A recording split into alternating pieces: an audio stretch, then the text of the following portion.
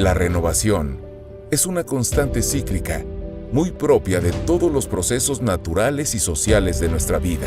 Este proceso de alternancia, de transición, es un renacimiento natural que permite a las organizaciones crecer y desarrollarse de cara a nuevos retos, que implican nuevas y distintas habilidades. Pero también abre paso a una energía renovada, capaz de mantener en su mejor nivel cada engrane de una maquinaria que debe funcionar con agilidad, segundo a segundo de su vida productiva. La transición generacional es una transformación que cada empresa, cada organización, puede y debe cultivar en un momento apropiado de la vida corporativa. Sin embargo, las sucesiones generacionales requieren de la inteligencia, generosidad y desprendimiento propios de estadistas de gran altura. La cesión de potestades, la transferencia de facultades, la transmisión del control implican un desprendimiento, al mismo tiempo necesario y complejo, intenso y sensible, para las y los líderes de las organizaciones en cada lugar de nuestro mundo. En esta primera edición del Foro Mar de Cortés, conoceremos las mejores prácticas de sucesión y los procedimientos y modelos que aseguran una transición ordenada y proactiva en las empresas. A través de una mirada reflexiva y auténticamente profesional que cada líder debe conservar. Así como el valor que la familia guarda en los momentos de cambio que necesariamente alteran el ritmo cotidiano de la vida. Disfrutemos y aprendamos con una visión amplia y pensamiento libre sobre el valor de la transformación como un proceso de destrucción creativa, de evolución y cambio del entorno. Con una pregunta en mente: ¿qué nos detiene?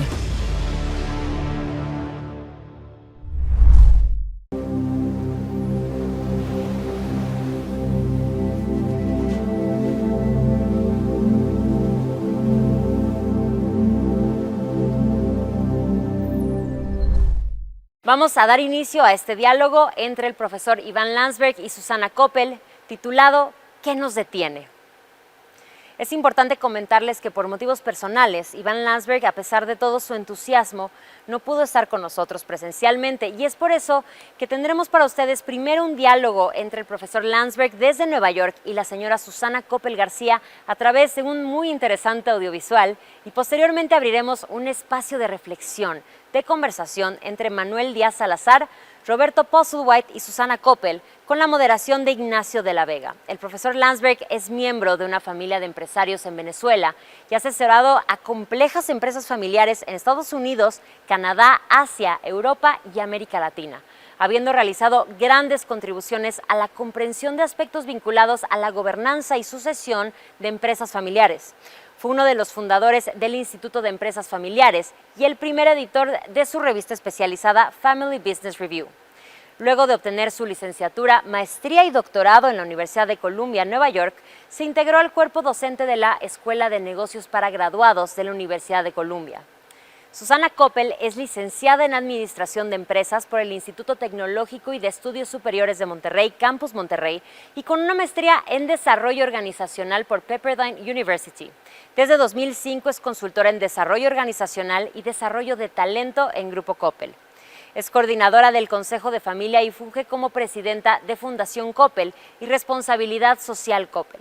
Forma parte del Comité de Prácticas Societarias y del Consejo de Administración de Grupo Koppel y actualmente es miembro del Consejo de Cultura y Enseñanza del Superior del Tecnológico de Monterrey, Campus Sonora Norte, del Consejo de la Fundación Educando y del Consejo de la Fundación Pacto por la Primera Infancia. Adelante con este audiovisual, por favor. Hola, ¿cómo están todos? Estamos muy contentos de estar hoy con el profesor Iván Landsberg, muy contentos de estar hoy en el Foro Mar de Cortés y con ganas de tener una conversación muy rica y muy completa, esperando contestar algunas de las preguntas que escuchamos en los participantes del foro y esperando poder aprovechar este tiempo contigo, Iván. Qué gusto tenerte, muchas gracias por estar con nosotros hoy.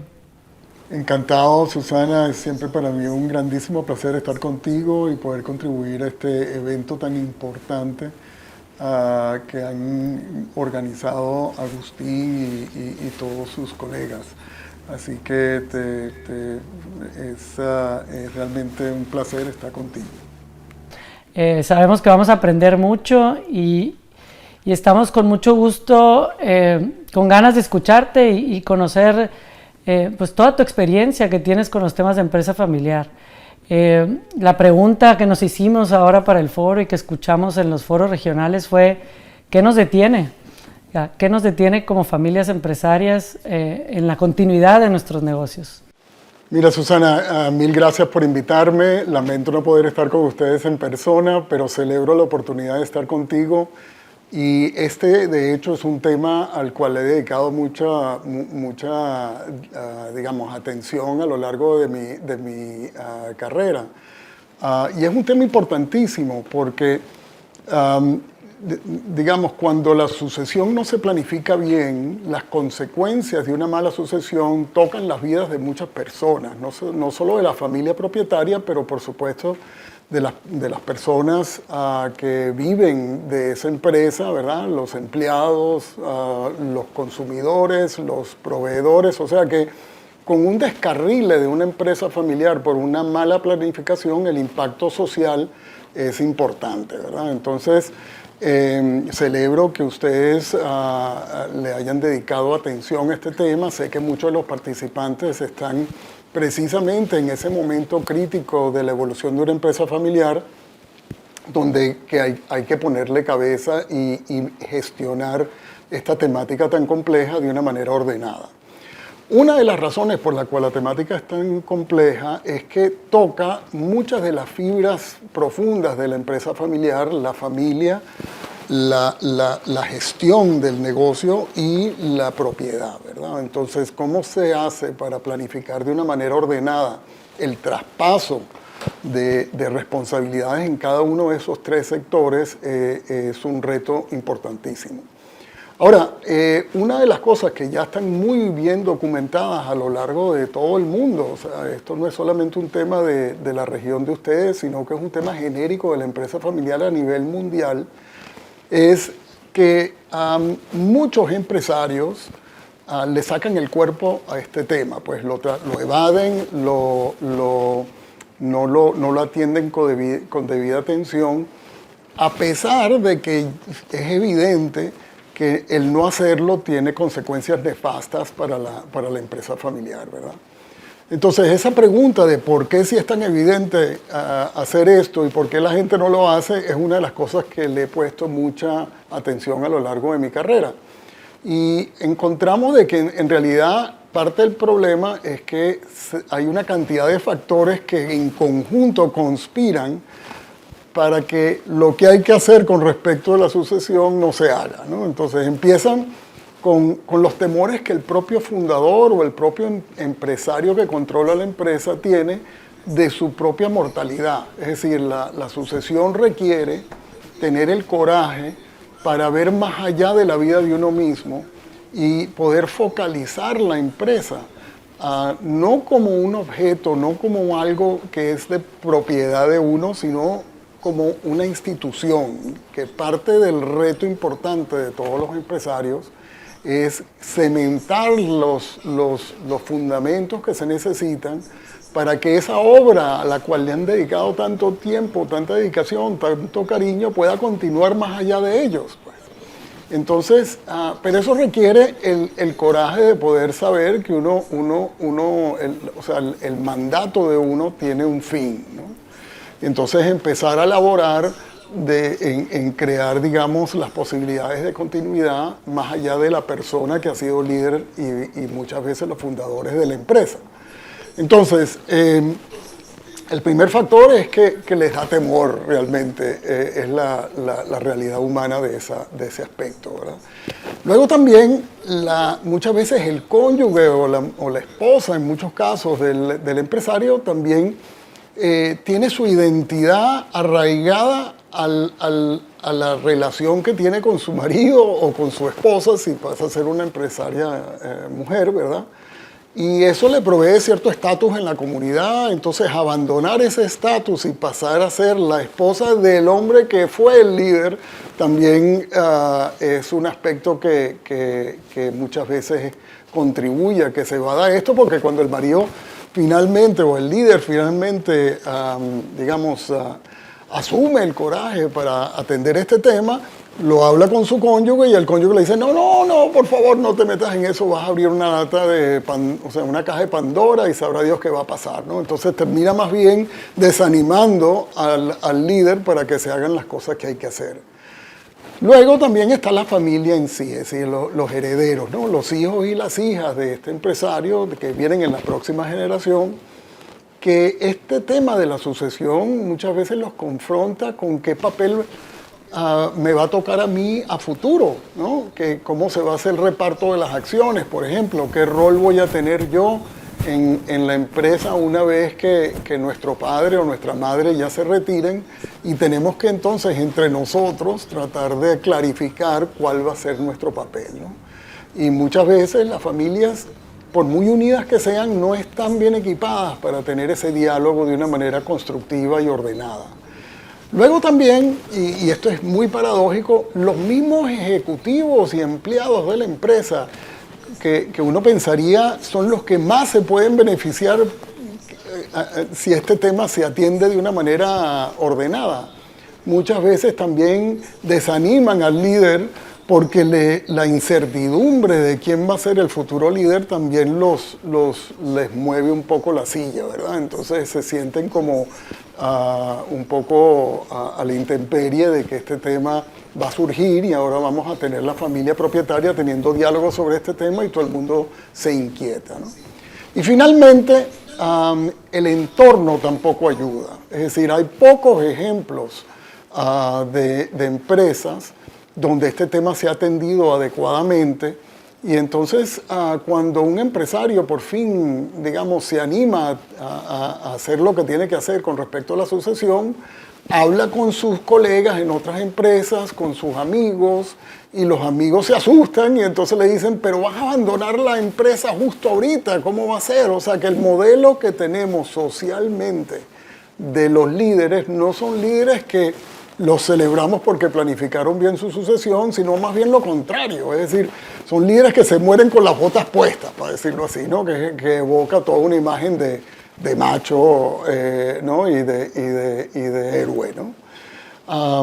Ahora, también hay que atender que hay cosas que se pueden hacer. O sea, yo creo que hemos aprendido en los últimos 30 años, sobre todo del buen ejemplo de algunas empresas y de empresarios que han abordado este tema con fundamento, ¿verdad? Por ejemplo, es fundamental entender que el líder no debe ir solo en este camino, sino que acompañarse con un consejo de administración, por ejemplo, que tenga personas que conocen estas aguas bien, que son contemporáneos en su edad, que pueden proveer, unos consejos adecuados, una guía a un líder para que no tenga que reinventar la máquina de escribir de nuevo en este tema, ¿verdad? O sea que aquí hay algo que es importante, que es crear un mecanismo institucional que pueda aportar valor añadido al diálogo sobre la temática y traer rigor y traer fundamento a cómo se atiende este tema. Ese es un tema importantísimo.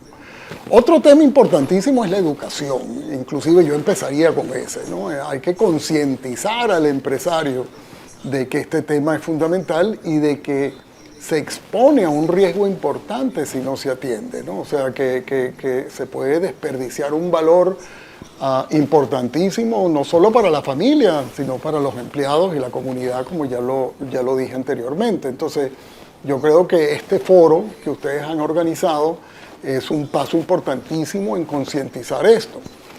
Me viene a la cabeza muchas de las iniciativas que se han tomado en Europa, por ejemplo, en España. Hace 25 años se creó una institución que se llama el Instituto de la Empresa Familiar, que tiene como parte de su misión educar al empresario español a que este tema se atienda de una manera bien llevada, ¿no?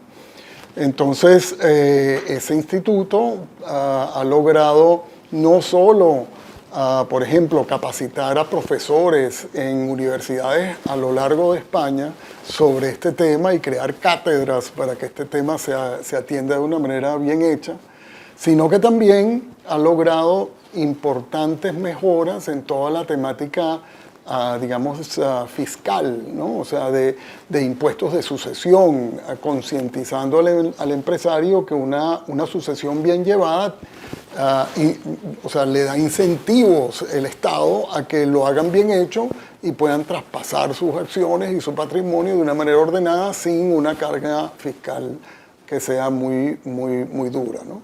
Porque el Estado y la sociedad española se concientiza de la gran aporte que la empresa familiar da y hacer esto bien hecho tiene su metodología, ¿no? Luego también yo creo que es importantísimo crear oportunidades para que los empresarios, tal como lo están haciendo ustedes con el foro, se junten a hablar con cierta transparencia sobre este tema, porque parte del dilema aquí es que cada empresa familiar siente que esto es un tema único de ellos, ¿verdad? Pero resulta que es un tema genérico. Entonces, si podemos crear una oportunidad para legitimizar el tema como un tema que hay que atender, para crear un lenguaje, cómo abordarlo abiertamente, con cierta apertura y criterio, y crear foros donde puedan haber intercambios entre los mismos empresarios, yo creo que eso en sí ya avanza mucho la capacidad de poder gestionar esto con responsabilidad. Entonces, yo sí creo que esto plantea un reto importante, no es un reto imposible, es un reto que requiere intervenciones a múltiples niveles, comunitarios, intervenciones con los mismos empresarios, intervenciones con las familias de esos empresarios, para también, digamos, darle el ánimo que necesita cualquier familia para poder abordar este tema de una manera constructiva y sobre todo sostenida en el tiempo, porque estas transiciones no pasan de un día a otro.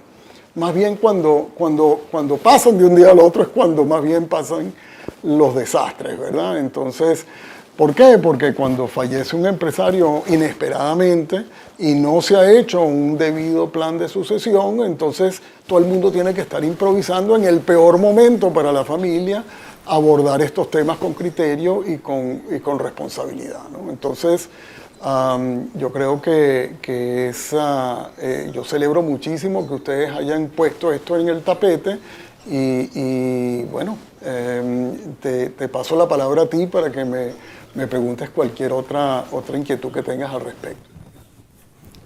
Oye, Iván, súper importante todo lo que nos dices, ¿no? Yo creo que nos dejas pensando en cómo prepararnos, ¿no? Los posibles sucesores o a los que posiblemente nos vayan a heredar y a los dueños de las empresas, a los fundadores de las empresas y sus cónyuges, ¿no? Que estamos aquí presentes en los dos. La importancia, ¿no? De empezar a planear y de desarrollar estos temas y prepararnos y educarnos, como bien dijiste. Me gustaría escuchar un poco, Iván, yo creo que hemos escuchado ya esto de los 3 círculos, ¿no? La empresa, la propiedad y la familia, ¿no? Y cómo trabajan estos. Creo que es un marco parece muy obvio, pero cada uno de esos círculos tiene sus asegúnes y tiene pues esa cachucha con la que tienes que ver cada uno de esos círculos. O sea, me gustaría escuchar un poco cómo ves esto tú, cómo lo has visto en la práctica y qué nos puedes decir al respecto. Muy bien, mira, el tema de los 3 círculos interactúa de una manera importante con el tema de sucesión. Es decir, los 3 círculos, o sea, la propiedad, la familia y la empresa, cada uno es un sistema aparte con su propia vida, su propia cultura, sus propias etapas de desarrollo, ¿verdad? Y lo que normalmente encontramos en la práctica es que cuando un empresario se anima finalmente a atender el tema de la sucesión, primero que todo lo hace en el ámbito del negocio en sí. O sea, que la empresa es cambiar de rol, digamos, de poder planificar el desarrollo de sucesores para que puedan abordar las temáticas administrativas y de gestión. Entonces esa parte es la primera que normalmente se trabaja, ¿verdad? Luego viene la parte de sucesión a nivel patrimonial, ¿no? Que siempre es un poco delicada y yo siempre pienso y me he oído decir en otras ocasiones que hemos estado juntos que no importa si tú tienes una empresa de multibillonaria o si tienes 4 chivos y vives en el desierto en México, ¿verdad? ¿Cómo vas a traspasar esos 4 chivos a tu próxima generación? Siempre es un tema importante en cualquier familia, ¿verdad? Entonces hay unos temas de herencia, hay unos temas de justicia distributiva, si se quiere decir así, ¿verdad?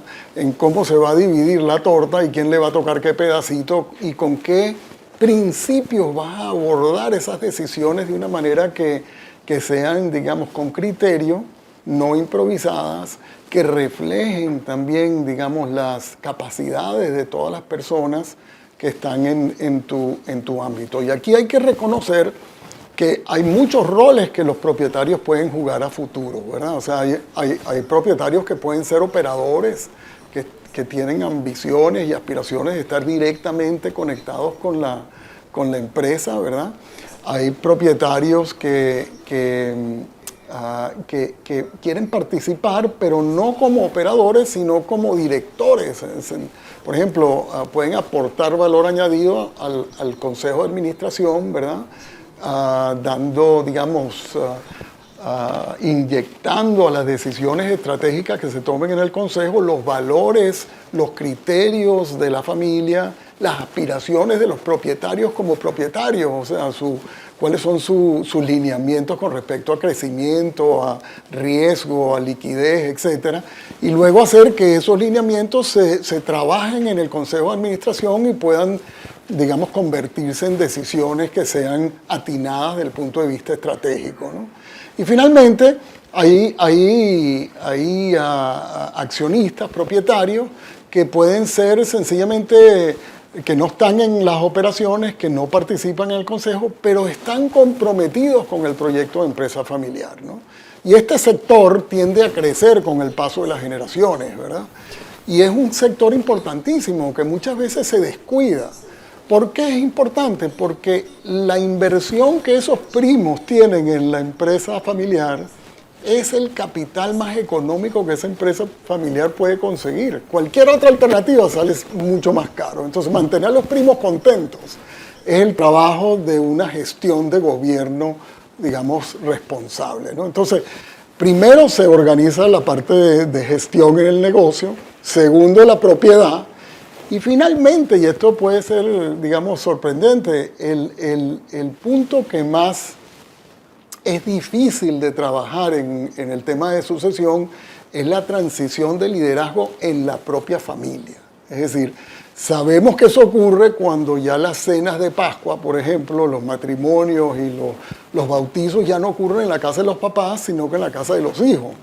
Y entonces hay un proceso de transición digamos, de todas las responsabilidades familiares, ¿verdad?, de una generación a otra, que son las últimas en cederse, pero que también requieren cierto criterio, cierta organización, cierta capacidad de diálogo para que ocurran de una manera constructiva, ¿no?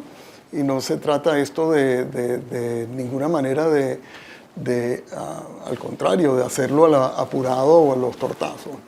Se me hace muy claro, ¿no? O sea, la familia, la empresa y la propiedad, y cómo hay que tener discusiones y diálogos en cada uno de estos círculos para prepararnos para la sucesión y también para mantener la empresa, ¿no? Porque creo que hemos platicado antes de la sucesión, y lo dijiste hace unos momentos, la sucesión se va planeando con el tiempo, o sea, te tienes que adelantar, ¿no? Porque, bueno, nadie sabemos cuánto tiempo vamos a estar aquí, y bueno, es el mejor legado que podemos dejarle a nuestras familias, yo creo, un sistema preparado, una empresa preparada para lo que venga y para lo que sigue. ¿Qué nos dirías a los jóvenes, a los hijos de estos empresarios? ¿Qué podemos aportar nosotros? ¿Cómo nos debemos de preparar para merecer esta posible herencia o esta posible sucesión, o sea, estar preparados, o sea, ¿qué es lo que debemos de estar haciendo? Mira, buenísima pregunta y va al corazón del reto de sucesión. Es decir, toda sucesión siempre es una moneda con dos caras, ¿verdad? O sea, una cara tiene que ver con toda la temática del líder que va en salida y cómo él o ella planifica cómo va a despojarse de su influencia y de una manera ordenada y responsable.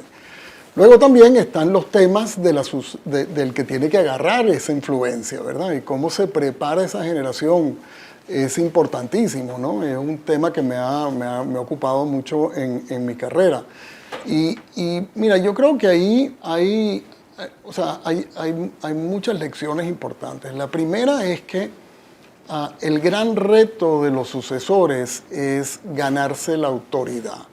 ¿Qué quiero decir con esto? Es decir, muchos sucesores, por hecho de ser miembros de la familia, tienen influencia porque su apellido es el correcto, etcétera, ¿verdad? O sea, si hay un hijo o una hija de la familia entra en una reunión donde se está decidiendo algo, su mera presencia ya impacta en el grupo. La gente está monitoreando que hay uno de los dueños, posibles líderes futuros, que está en el salón, ¿verdad? Entonces, el gran reto no se trata sobre influencia para la próxima generación, se trata sobre ganarse la autoridad. ¿Qué quiero decir con autoridad? Es el derecho de mandar según lo ven los mandados, es decir, viene de la gente hacia uno, ¿no? Entonces uno tiene que el proceso en cómo te ganas esa confianza de las personas que tú vas a liderar en el futuro es crítico, ¿no? ¿Cómo lo haces, por ejemplo, viviendo los valores de la familia, no solamente hablándolos, pero modelándolos para que los demás vean que tú auténticamente compartes ese legado, digamos, cultural de la familia, ¿verdad? Obviamente se requiere un grado de humildad importante donde cada uno de los sucesores entienda que tienen que aprender el métier del trabajo en sí, pues, o sea, de poder entender todos los detalles que hacen que la fórmula que ha conllevado que la empresa tenga éxito, ellas la entienden.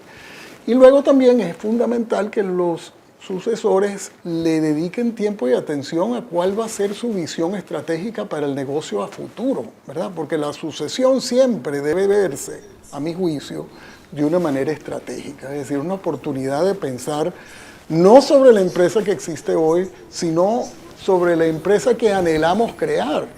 Entonces, una vez que tengas claridad sobre eso, puedes empezar a depurar cuáles son los talentos y las capacidades que necesitas en los futuros líderes y qué debes de hacer para potenciar esas capacidades y ponerlas a prueba. Y esa puesta a prueba es una parte crítica del proceso. Lo digo porque muchas veces en las familias empresarias a los sucesores los tratan con guantes de seda, ¿verdad? Cuando en realidad hay que exponerlos al riesgo de fracasar. Es decir, tú no puedes ganarte autoridad si no estás expuesto al riesgo de fracasar. Entonces, ¿qué quiere decir con eso? Tienes que asignarles responsabilidades claras, con objetivos claros, que provean un mecanismo para medir si están avanzando en su desarrollo o no, ¿verdad? Entonces, los sucesores tienen que abordar ese reto con todas las de la ley. Y finalmente, creo que los sucesores también requieren un grado de empatía importante, ¿no? Porque, como lo hemos hablado en otras ocasiones tú y yo, los mayores fueron jóvenes en una época y pueden por lo menos empatizar con el reto que sus hijos tienen, ¿verdad? Rebobinando la película y acordándose quiénes eran ellos cuando tenían 30 y 40 y 50 años, ¿verdad? Claro. Mientras que los sucesores nunca han sido viejos. Entonces, para ellos, el hacer el ejercicio mental de lo que significa, qué significado tiene este proceso para mi tío, para mi tía, para mis abuelos, o sea, requiere un grado de gimnasia psicológica más elaborado, ¿verdad? Y por eso recomendamos muchas veces que se cree este mecanismo institucional como un consejo de administración, formalizarlo, añadirle talento externo, una cosa que siempre he admirado mucho de tu familia es que siempre han buscado esos asesores externos a nivel global realmente, y eso aporta mucho valor añadido, sobre todo cuando son otros empresarios que han vivido estas aguas, pues, o sea, que han navegado por estas aguas y conocen qué es lo que hay que hacer, ¿verdad? Entonces esa apertura a abordar el tema con fundamento y crear ese mecanismo institucional, yo creo que aporta mucho, y los sucesores pueden ayudar a provocar, a crear un ambiente que no le temen al rendir cuentas, ¿verdad? Que institucionalizar esa vigilancia, que este proceso se haga bien llevado, ellos la abordan con fundamento y se acatan a ella, pues eso requiere de nuevo un grado de profesionalismo y dedicación que uno busca en la próxima generación. Iván, me gusta mucho y cómo explicas tan claro esto de los roles y cómo prepararnos. Pero hay una pregunta que siempre que he visto, ¿no? Y que escucho entre nuestros amigos y yo creo que a través de las historias lo vemos, ¿no? Es muy claro preparar a alguien para llevar el negocio, para operar, y eso es como obvio. Bueno, vete al campo a entender lo que hacemos, vete al centro de distribución, ve a la tienda, ¿no? Pero ¿cómo preparamos a nuestros hijos o cómo nos preparan a nosotros nuestros papás para ser socios? Porque la realidad es que lo que se ha visto en la estadística es que se están heredando y se hereden partes iguales o como el dueño decida, pero le hereda a todos sus hijos, mujeres y hombres. Y entonces no todos van a operar, el negocio no los necesita a todos. Y entonces, ¿cómo se preparan o cómo los preparamos para ser buenos socios, para ser un buen asamblea de accionistas que le genera valor al negocio y le genera valor al que está operando? ¿Qué nos puedes recomendar? Mira, es una magnífica pregunta, Susana, y la verdad es que mucha atención se le da al tema de cómo aprender a la parte de gestión y poca se le da a cómo aprender la parte de propiedad, ¿verdad? O sea, cómo pasar a ser un propietario responsable de una empresa familiar. Yo diría, para empezar, que hay un tema, una palabra que ustedes usan en México que a mí me gusta mucho, que es la idea de dueñez. Es decir, cómo le siembras al propietario un sentido de orgullo por lo que se ha creado. Y eso empieza concientizando a la familia y a la próxima generación de socios, ¿verdad? Con lo difícil que es tener éxito con una empresa. Pues, o sea, el 90% de las empresas fracasan en los primeros 5 años.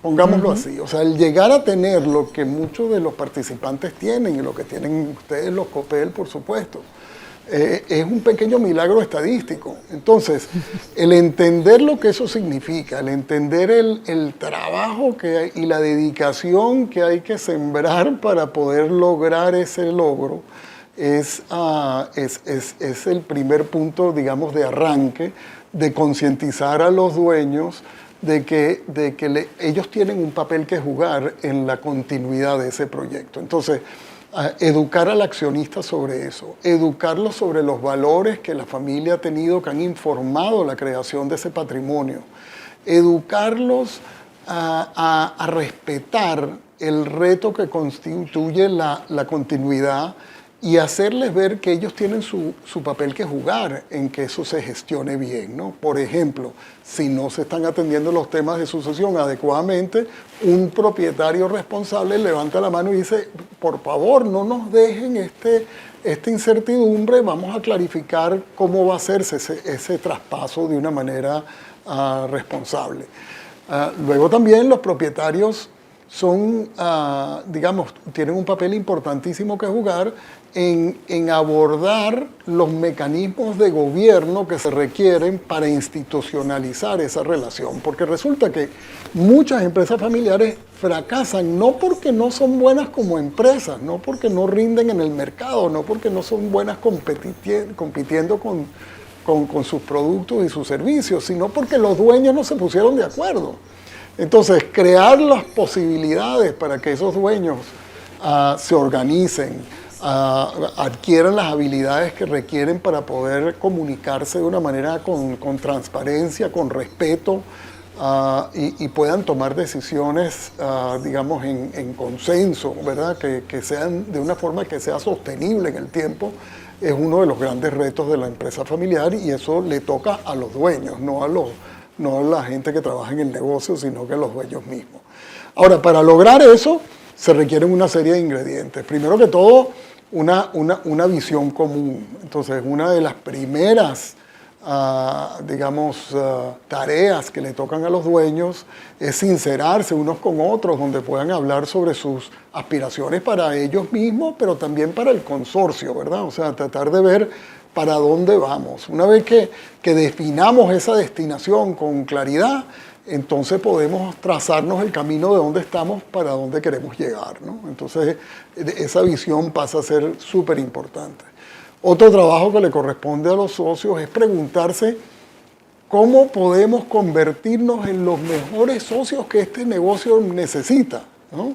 Por ejemplo, cómo proteger que se mantenga suficiente capital dentro del negocio para poder nutrir su crecimiento y no despilfarrar ese patrimonio con un estilo de vida que vaya más allá de lo que la empresa puede sostener, por ejemplo.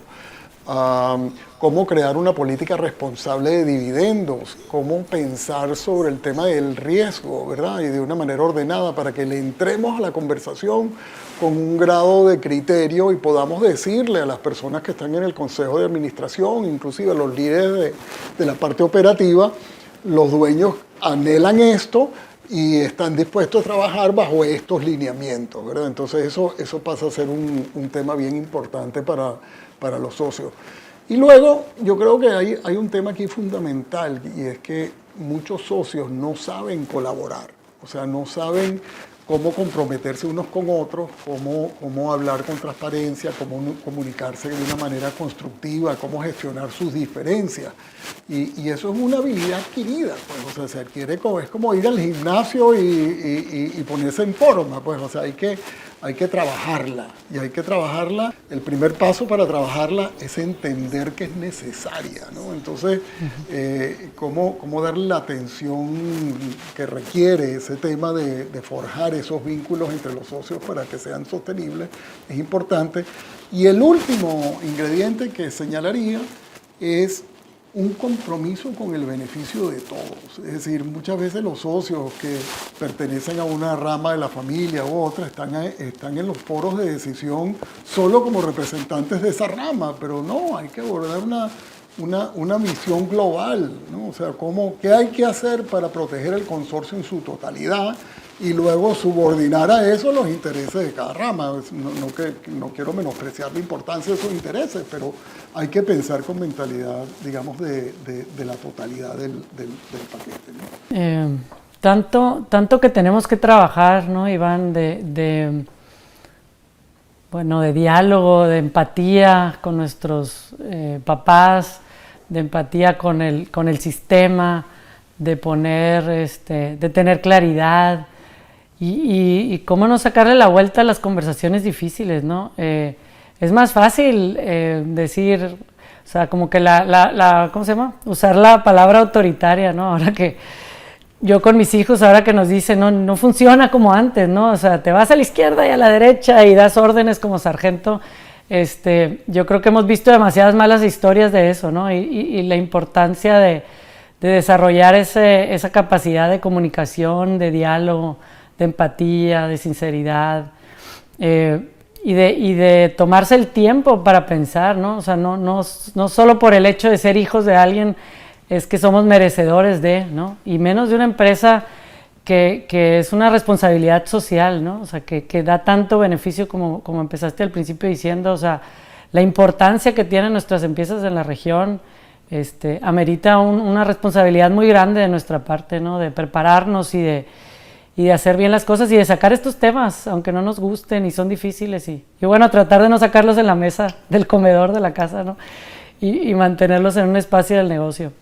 Me gustaría volver al tema del emprendedor, del empresario, ¿no? ¿Qué les recomendarías a ellos? ¿A qué nos dirías? Porque creo que hay muchos miedos, ¿no? Hay como temas tabús, temas de ego. ¿Qué les recomendarías? Y ya has dicho algunas cosas, pero creo que es importante hacer un zoom en ese rol del empresario que en algún momento va a ser una sucesión.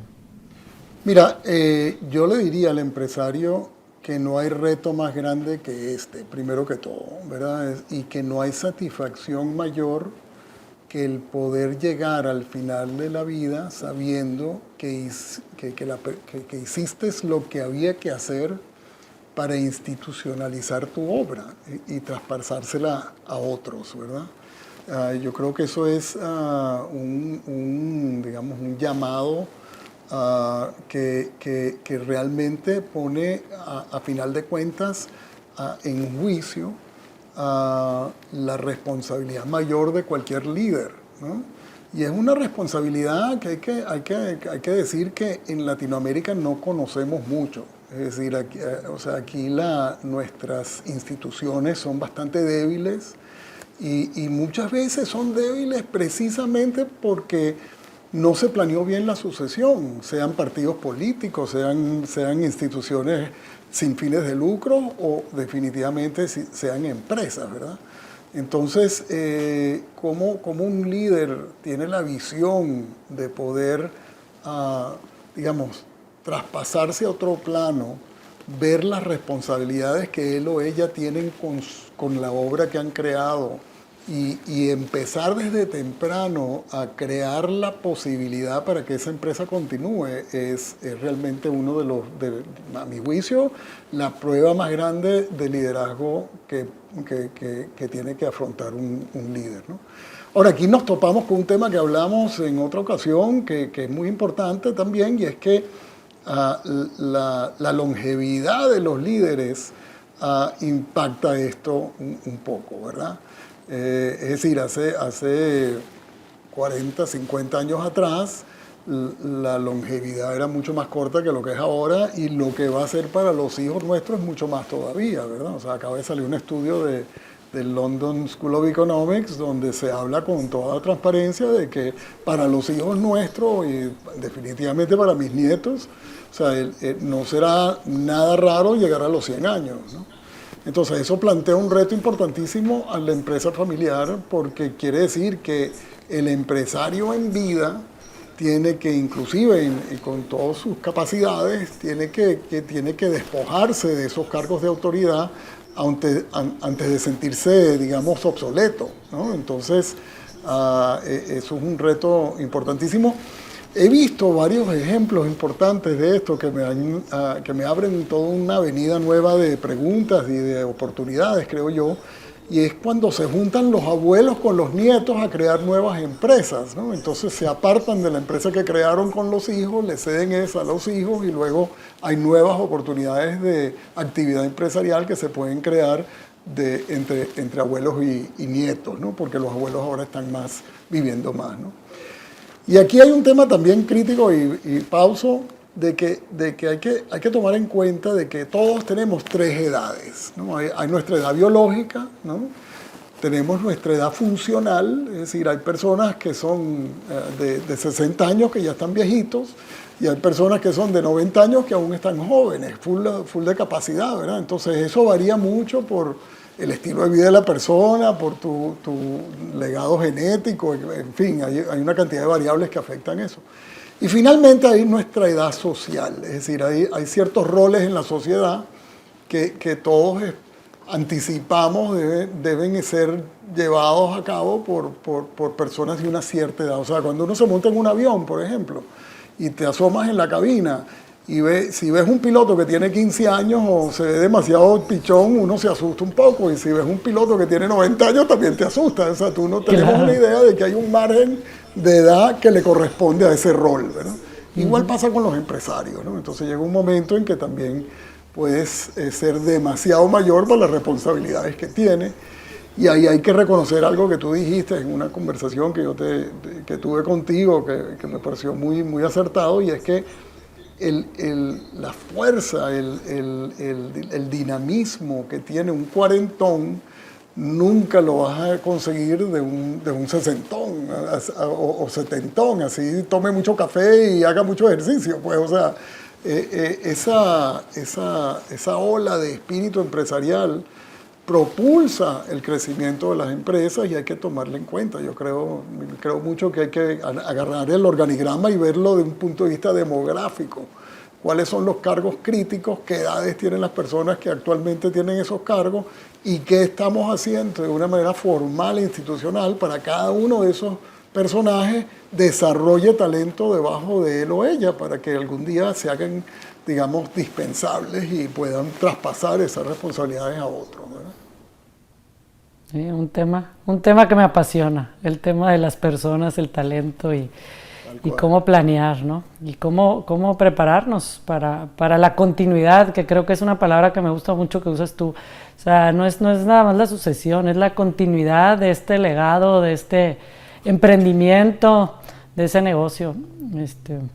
Y ahí vale la pena hacer una distinción, porque muchas veces se habla de sucesión y poco se habla de continuidad, ¿no? Entonces, continuidad es el paraguas más amplio de todas las actividades que hay que hacer para que el sistema continúe, ¿no? Es decir, tal como lo planteaste tú, los temas de familia son tan importantes para eso como los temas de propiedad son críticos y los temas de gestión del negocio en sí. O sea, que va mucho más allá de sencillamente suplantar a un líder con otro. Hay que ver la totalidad de la empresa familiar, hacerse un mapa mental de hacia dónde la queremos llevar y entonces empezar a elaborar el camino para cómo llevarla de aquí a donde queremos. Iván, hemos platicado de cómo es un proceso y hay una metodología y hay un aprendizaje. En lo que han estudiado ustedes, ¿cómo has visto la diferencia entre heredar de un papá a los hijos, un consorcio de primos, un consorcio de hermanos a un consorcio de primos? O sea, ¿qué retos has visto y cuál es la diferencia, ¿no? De un fundador a sus hijos, a un consorcio de hermanos y luego cómo crece esa complejidad a un consorcio de primos? Bueno, mira, te cuento un poco sobre la historia de este tema porque es una historia bien interesante. Es decir, por muchísimos años en muchas regiones del mundo aún se utiliza la metodología de si tú creas un negocio, se lo pasas a uno y solo a uno de tus hijos, ¿no? En Europa, por ejemplo, eso viene de una tradición agrícola, ¿no? Porque si tienes una finca y vas a heredársela a un grupo de hermanos, terminas dividiendo la finca a un pedacito que ya no tiene viabilidad económica. Entonces, ¿qué se hacía en esa época? Bueno, se le daba una preferencia, de ahí viene el concepto de la primogenitura, ¿verdad? Al hijo mayor y se le daba la finca al hijo mayor y a los otros se le daban otras cosas. Inclusive es interesante, las otras cosas que se le daban a los otros, muchos se iban, te estoy hablando ya desde la Edad Media en adelante, a la iglesia, se iban al ejército, inclusive el ímpetus para las universidades emergió en buena parte para buscarle oficios a los hijos y las hijas que no iban a heredar la finca. Entonces de ahí sale, tú ves Salamanca o la Sorbonne o Oxford y Cambridge, originalmente tenían esa función adicional, ¿verdad? Entonces cuando vino la Revolución Francesa se cambió un poco el esquema, entonces la parte de fraternité y la parte de égalité del lema de la Revolución, ellos cambiaron el código napoleónico, las leyes de herencia, y conllevó a que los dueños de propiedades tenían que heredar a sus hijos por igual. Todavía no incluían a las hijas, pero ya por lo menos empezaron a dividirse, ¿no? Y cambió todo el mapa digamos, económico de Europa a raíz de esa intervención, ¿no? Entonces surge, digamos, el dilema de cómo pasas de un solo líder a un grupo de hermanos que tienen que aprender a ser socios, que tienen que liderar juntos, que tienen que tomar decisiones por consenso. Y el gran reto de la empresa familiar en la segunda generación es mantener esos hermanos unidos con territorios relativamente claros, con una misión, un propósito en conjunto y poder hacer que eso sea sostenible por 20, 25 años, ¿verdad? O sea, que es una labor realmente de mucho cariño y que requiere mucha cabeza y mucha mano izquierda. Luego, cuando pasas de los hermanos a los primos, hay una cosa que es inevitable en la mayoría de familias, sobre todo las familias latinas, es que la demografía de la familia se abre mucho más, ¿verdad? Entonces la propiedad termina fragmentándose, el grupo de primos, ¿verdad? Y entonces el reto de mantener esos socios, cada uno con un pedacito pequeño de la empresa, ¿verdad?, unidos y comprometidos con el proyecto, se hace cada vez mayor, ¿no? Y es ahí donde entra, digamos, con toda fuerza el concepto de la gobernanza, ¿verdad? Entonces, ¿cómo creas tú los mecanismos de toma de decisión para ordenar a los dueños? No del CEO hacia abajo, sino del CEO hacia arriba, ¿no? Entonces, ¿cómo los educas para tener las habilidades necesarias? ¿Cómo les siembras ese cariño por la empresa? Hay una empresa que quiero mucho en México que me enseñó una vez el concepto de que es muy difícil querer lo que no entiendes. Entonces, es muy importante, digamos, sembrar ese conocimiento del propietario sobre la empresa para que les permita quererla, para que permita respetarla como institución. Entonces, entre más personas hay, entre más, digamos, más primos, más accionistas, de hecho, hay, la necesidad de tener que crear ese mecanismo institucional se hace cada vez más importante, ¿verdad?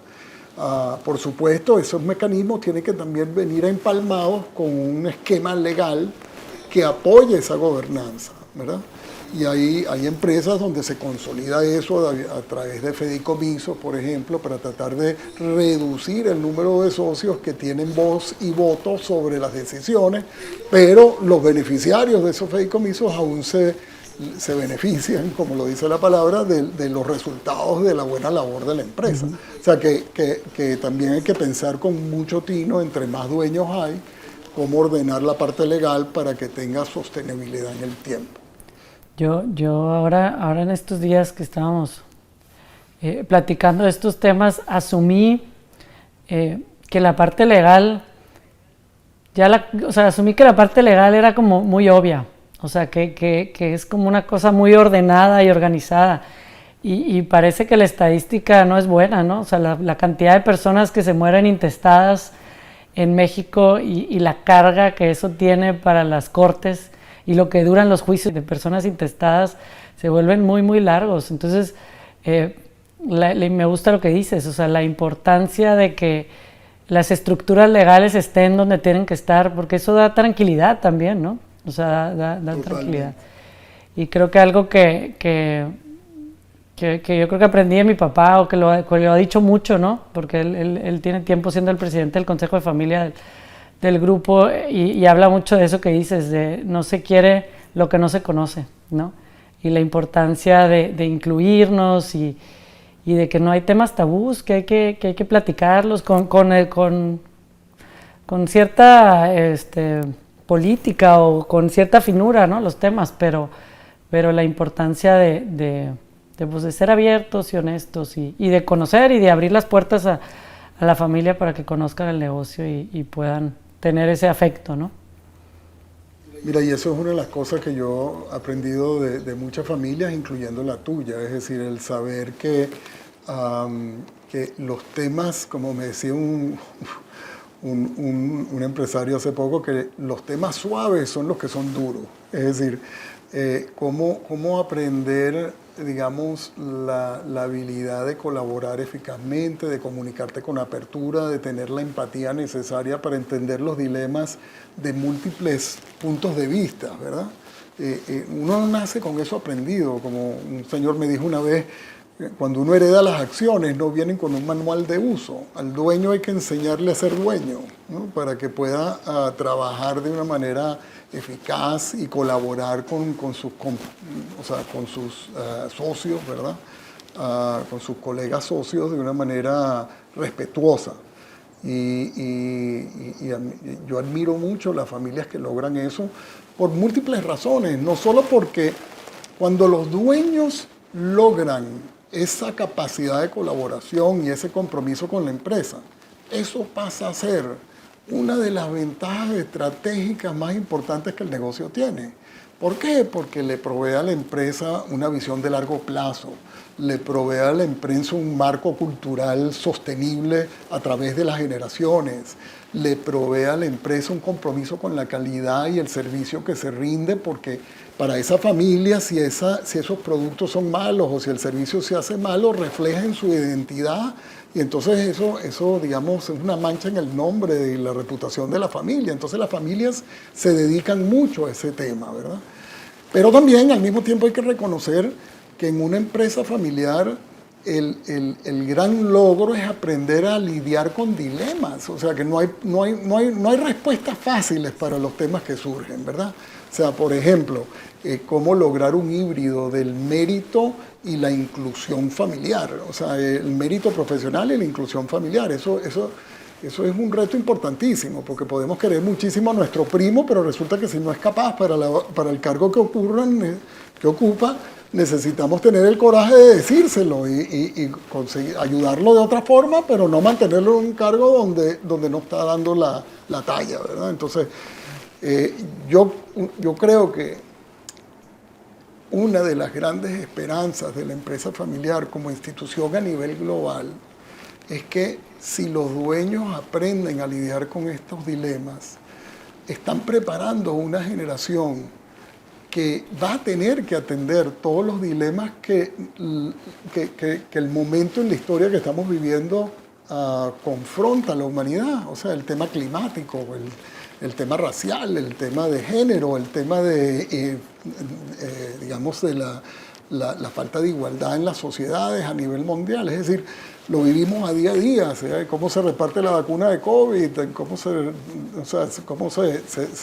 manejan las oportunidades y las cargas de este momento, no son respuestas fáciles, pues. Entonces, si tú aprendes en el foro de tu empresa a lidiar con dilemas que no tienen una bala de plata que te los va a resolver mágicamente, sino que tienes que compaginar diferentes fuerzas que se oponen, pero llegar al mismo tiempo a una síntesis que sea aplicable al mundo, pues, o sea, que conlleve decisiones eficaces. Estás elevando tu capacidad de poder colaborar con la realidad que vivimos. Y es un laboratorio para eso la empresa familiar, ¿verdad? O sea que yo creo que si se hace bien puede ser un aporte para la humanidad, para generar una nueva generación de personas capaces de poder lidiar con los temas que nos tocan. Competentes. Lo que es definitivo es que la vida nos va a presentar problemas. Así Eso es. no nos podemos escabuir. Yo creo que lo contestaste un poco, Iván, pero ¿por qué? O sea, ¿qué valor tiene la empresa familiar? O sea, ¿por qué dedicarle tiempo? ¿Por qué preparar a la siguiente generación? O sea, ¿qué valor ha generado esto? ¿Y por qué no? O sea, ahora tenemos, en México la verdad la mayoría son empresas familiares, ¿no? Entonces, ¿por qué es importante dedicarle el tiempo a la empresa familiar y qué valor ha tenido en la sociedad la empresa familiar? La familia empresaria, ¿no? Más bien. Para mí la familia empresaria y la empresa familiar tiene un valor en la sociedad mundial crítico. Es decir, primero que todo, hay una realidad económica que el grueso del aparato productivo de la humanidad está en manos de familias. Empecemos por ahí. A nivel chico, ni hablar, todas. A nivel medio, la mayoría. Y a nivel alto, el 35% de la Fortune 500 son controladas por familia. O sea, que es un fenómeno ubicuo, pues, o sea, está en todos lados, ¿verdad? Entonces, aprender a gestionarlo de una manera responsable tiene un impacto en toda la sociedad mundial y en particular en los países en desarrollo, porque una familia que no maneje bien estos temas, que se descarrile, el impacto en sus comunidades es todavía mucho más dramático, ¿verdad? O sea, la pérdida de valor, con todo, estoy seguro, los participantes que van a estar en el foro del Mar de Cortés, es decir, tienen una responsabilidad con su comunidad, ¿no? Y el ímpetus para el mero evento es ese. Entonces, eso para mí es crítico. Luego también hay que tomar en cuenta que la familia como institución ha pasado a ser, digamos, el lugar, digamos, donde nos refugiamos, ¿verdad? Como personas, ¿verdad? Es nuestro puerto donde conseguimos apoyo, donde conseguimos, digamos, nutrirnos como seres humanos con el afecto, con el cariño que necesitamos y crear las condiciones de generar una nueva generación para la sociedad que sean capaces de lograr lo que Freud decía hace muchos años, que son digamos, la variable crítica de un ser humano, que es saber amar y saber trabajar. Si tú logras esas dos cosas y logras unos hijos que puedan compenetrarse con ambas capacidades, ¿verdad? Has hecho tu labor bien como familia. Y el tener una empresa le provee a una familia un sentido de identidad, de propósito, de compromiso con algo que va más allá de lo inmediato, que también se puede canalizar de una manera muy constructiva. Y las familias que más éxito tienen en eso aprovechan a la empresa como un foco de unión entre ellos, ¿verdad? Pero para que eso se pueda llevar a cabo hay que desarrollar todas las capacidades que hablamos, ¿verdad? Una de las preguntas que nos hace el foro, y ya tocamos un poco este tema, pero para profundizar, o sea, nos gustaría que si nos ayudas a profundizar en, o sea, los retos a los que se enfrenta el fundador a la hora que está preparando la sucesión.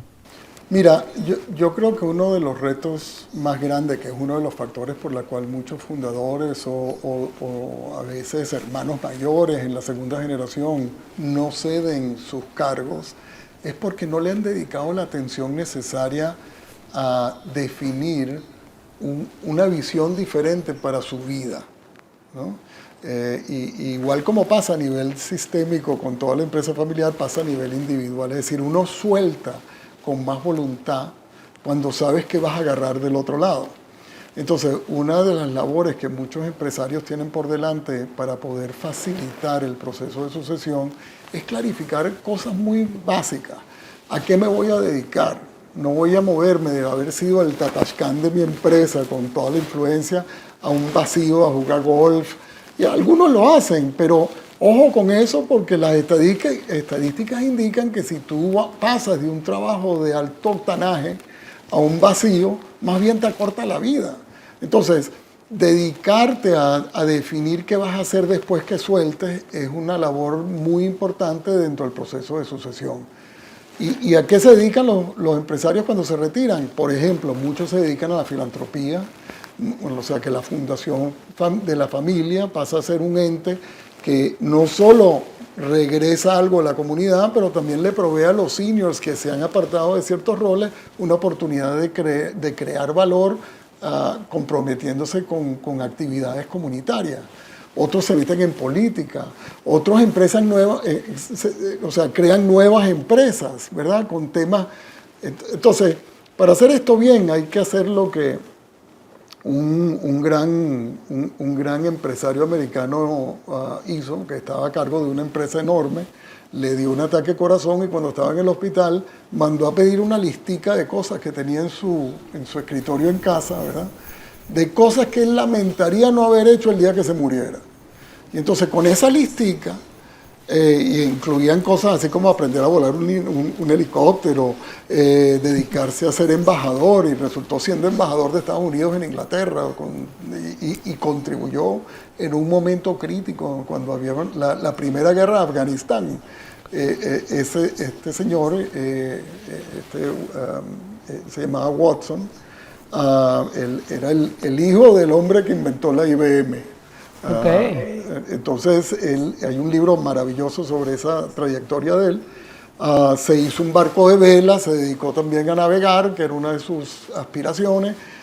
Se dedicó a la filantropía, entonces se armó una nueva vida de trabajo donde muchas de las habilidades que él había desarrollado a lo largo de su trayectoria empresarial se podían ahora aprovechar en otro ámbito. Pero el empresario familiar normalmente no está bien capacitado para hacer ese salto y necesita ayuda, necesita metodología, necesita modelos, sobre todo personas que lo hayan hecho, que le puedan servir de apoyo en traspasar de un ámbito a otro. Y esa labor es bien crítica. Y la otra, que yo diría que es muchas veces un impedimento a veces, es que haga una planificación financiera responsable sobre su propia situación económica. Es decir, yo muchas veces le digo a los empresarios, si te vas a salir de la cabina, bájate del avión. Entonces, asegúrate que tengas unos ahorros adecuados para mantener tu estilo de vida, asegúrate que tu parte económica está, digamos, ordenada, de manera que no vas a estar agarrándote del cargo por las razones equivocadas. Entonces, haz tu planificación bien y si tienes una buena sucesión, ellos te apoyarán en llevar a cabo esa planificación, ¿verdad? Finalmente, yo creo que también hay una labor que el empresario tiene que hacer con el entorno, ¿no? Entonces, ¿cómo traspasas tú las relaciones críticas que tienes con consumidores, con la banca, que quiere tu firma porque tú eres el que tiene los activos gruesos? Entonces, ¿cómo vas tú educando a la banca para traspasar esas responsabilidades para que los que asuman los cargos también corren con el riesgo y no tú? ¿Entiendes? Entonces, eso yo creo que es bien importante. Y luego también con todas las relaciones críticas con los proveedores, con las personas en el gobierno, por ejemplo, que uno con que tiene que trabajar, o las entidades que regulan tu industria, en fin. Hay una labor externa que tienes que hacer también para hacer ese traspaso de una manera ordenada. Pero todo esto requiere el coraje y la voluntad de quererlo hacer, que es donde empieza todo, ¿no? Y hay un elemento de eso que es crítico, que es entender las consecuencias de no hacerlo. Entonces ahí es donde este seminario, esta oportunidad que el foro les ofrece, podría ser útil, ¿verdad?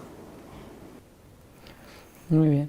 Me pongo a pensar mucho en mi abuelo, ¿no? O sea, que lo iluminó, ¿no? Digo, y podía haber ido mal, ¿no? Gracias a Dios y a las circunstancias fue bien, pero mi abuelo tenía 60 años, pues creó el negocio solo, no terminó ni la primaria, se fue educando él mismo y se llenó y siempre fue muy claro en que necesitaba, o sea, en lo que no sabía y en que necesitaba rodearse de personas que sabían lo que él no sabía, ¿no? Y entonces fue armando su equipo directivo y uno de sus asesores, Sergio Reyes, que en su momento puso una empresa, una consultora que se llamaba Dando, y empezaron el desarrollo organizacional de alguna manera en México. Cuando estaba ya con mis tíos y todos trabajando juntos, o sea, le dijo algo que creo que pues es importante, ¿no? Como platicar. Y es que esa energía que tenían sus hijos con él dentro, o sea, si él ya no tenía tantas ganas de crecer y le estaba costando lo que venía, ¿no? O sea, ya no traía el espíritu aventurero con el que empezó el negocio, que si no se salía ahorita, no iba a haber espacio para sus hijos.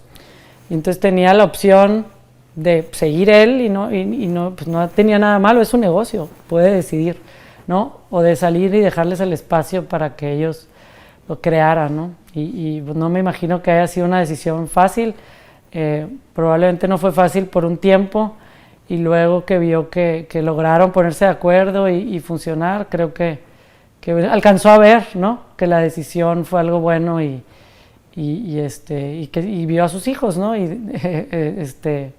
Pues ir desarrollándose con éxito, ¿no? Mira, el ejemplo de tu abuelo me parece realmente admirable por una serie de razones, no solo porque lo hizo, sino por el momento en que lo hizo. Es decir, muy pocos empresarios latinoamericanos conozco yo que hayan tenido, digamos, la visión y sobre todo la fuerza de voluntad de ejecutar una transición en esa época sobre todo, ¿no? Entonces realmente hay que celebrarlo, hay que, como te decía anteriormente, no hay muchos modelos que ilustren cómo hacerlo de una manera constructiva, ¿verdad? Y qué más prueba que el negocio no solo ha crecido, digamos, exponencialmente, pero que ustedes han mantenido, cosa que admiro profundamente, su unidad familiar. O sea, que se logró tener ese éxito, ¿verdad? Entonces, tanto en la etapa de los hermanos, que ahorita ya van en terminando, ¿verdad? Sí, o sea, se logró luego con mi tío Enrique una siguiente sucesión, en una edad joven, en una etapa de él también, o sea, esa decisión de mi tío Enrique, de los hermanos juntos, la valentía, ¿no?, de tomar una decisión así, la verdad que no dejan de sorprenderme. Y mira, y lo otro que también hay que reconocer es que tenían materia prima ustedes, es decir, una cosa es tener la voluntad de soltar y otra es la capacidad de tener sucesores que puedan, digamos, abordar el reto y dar los resultados que ustedes han dado. Pues entonces en eso, y esa parte, la parte de sembrar capacidades, de nutrir el desarrollo de la próxima generación, de insistir en mérito y tener, digamos, el rigor del profesionalismo y la rendición de cuentas institucionalizada y toda esa parte crítica de la sucesión, pero a la vez la mano izquierda como para mantener, digamos, la llama encendida de ese sentido de orgullo, de ese sentido de pertenencia a un legado, de ese sentido de que ustedes todos tienen una obligación, no solo con las personas actuales, ¿verdad?, con los empleados y sino con los hijos de ustedes y con sus hijos de los hijos. Entonces hay un compromiso generacional que también le provee al empresario familiar una motivación profunda, pues, o sea, que es una cuestión ya de sangre, para decirlo así, ¿verdad? Y mira, realmente gran admiración por el logro de ustedes y por la manera que se ha hecho, ¿verdad? Y los roles, ese es otro tema que a mí me parece genial, que cómo se complementan los hermanos en la generación de tu papá, por ejemplo, en ser, digamos, portavoces de ingredientes críticos para la sucesión. Unos más de rigor empresarial, otros más de sensitividad familiar, pero el conjunto hace que la sostenibilidad del tema arranque, ¿no? Mira, hace 2 noches estuve con una familia de Singapur, una señora china genial, ¿no? Y ella me decía que las buenas familias son como las manos, donde cada dedo es diferente y tiene una función diferente, pero la mano no funciona si los dedos no colaboran entre sí. Entonces hay que reconocer que cada hijo va a tener su propia vocación, va a tener su propio perfil, sus propias capacidades. El tema es cómo potenciarlas y canalizarlas en servicio a un fin común, ¿verdad? La señora me enseñaba la manito así, me decía, me va dando la función de cada dedo en el proceso. Pero me encantó la metáfora de ver el equipo como una mano, ¿verdad? Porque en realidad de eso se trata el proyecto. Bueno, Iván, y finalmente creo que quisiéramos escuchar todos un poco más sobre tu vida, qué te atrajo al tema de la empresa familiar, cómo ha sido tu carrera. Sabemos que es profesor de Kellogg, que tienes tu propia firma, pero creo que nos gustaría escuchar de ti, o sea, qué te trajo hasta esta historia y cuáles han sido tus logros. ¿Tienes algunos libros? Que nos platiques un poco más de eso. Mira, yo caí en este tema porque soy hijo de empresario, es decir, yo soy el menor de 3 hermanos, ¿verdad? Mi hermano mayor era casi 9 años mayor que yo. Mi padre creó una empresa que en su día era una empresa significante en el mundo de seguros, operaba por toda Latinoamérica, etc. Y mi hermano mayor fue el que se metió en el negocio desde el principio y pasó a ser, junto con un profesional no de la familia, el líder del negocio.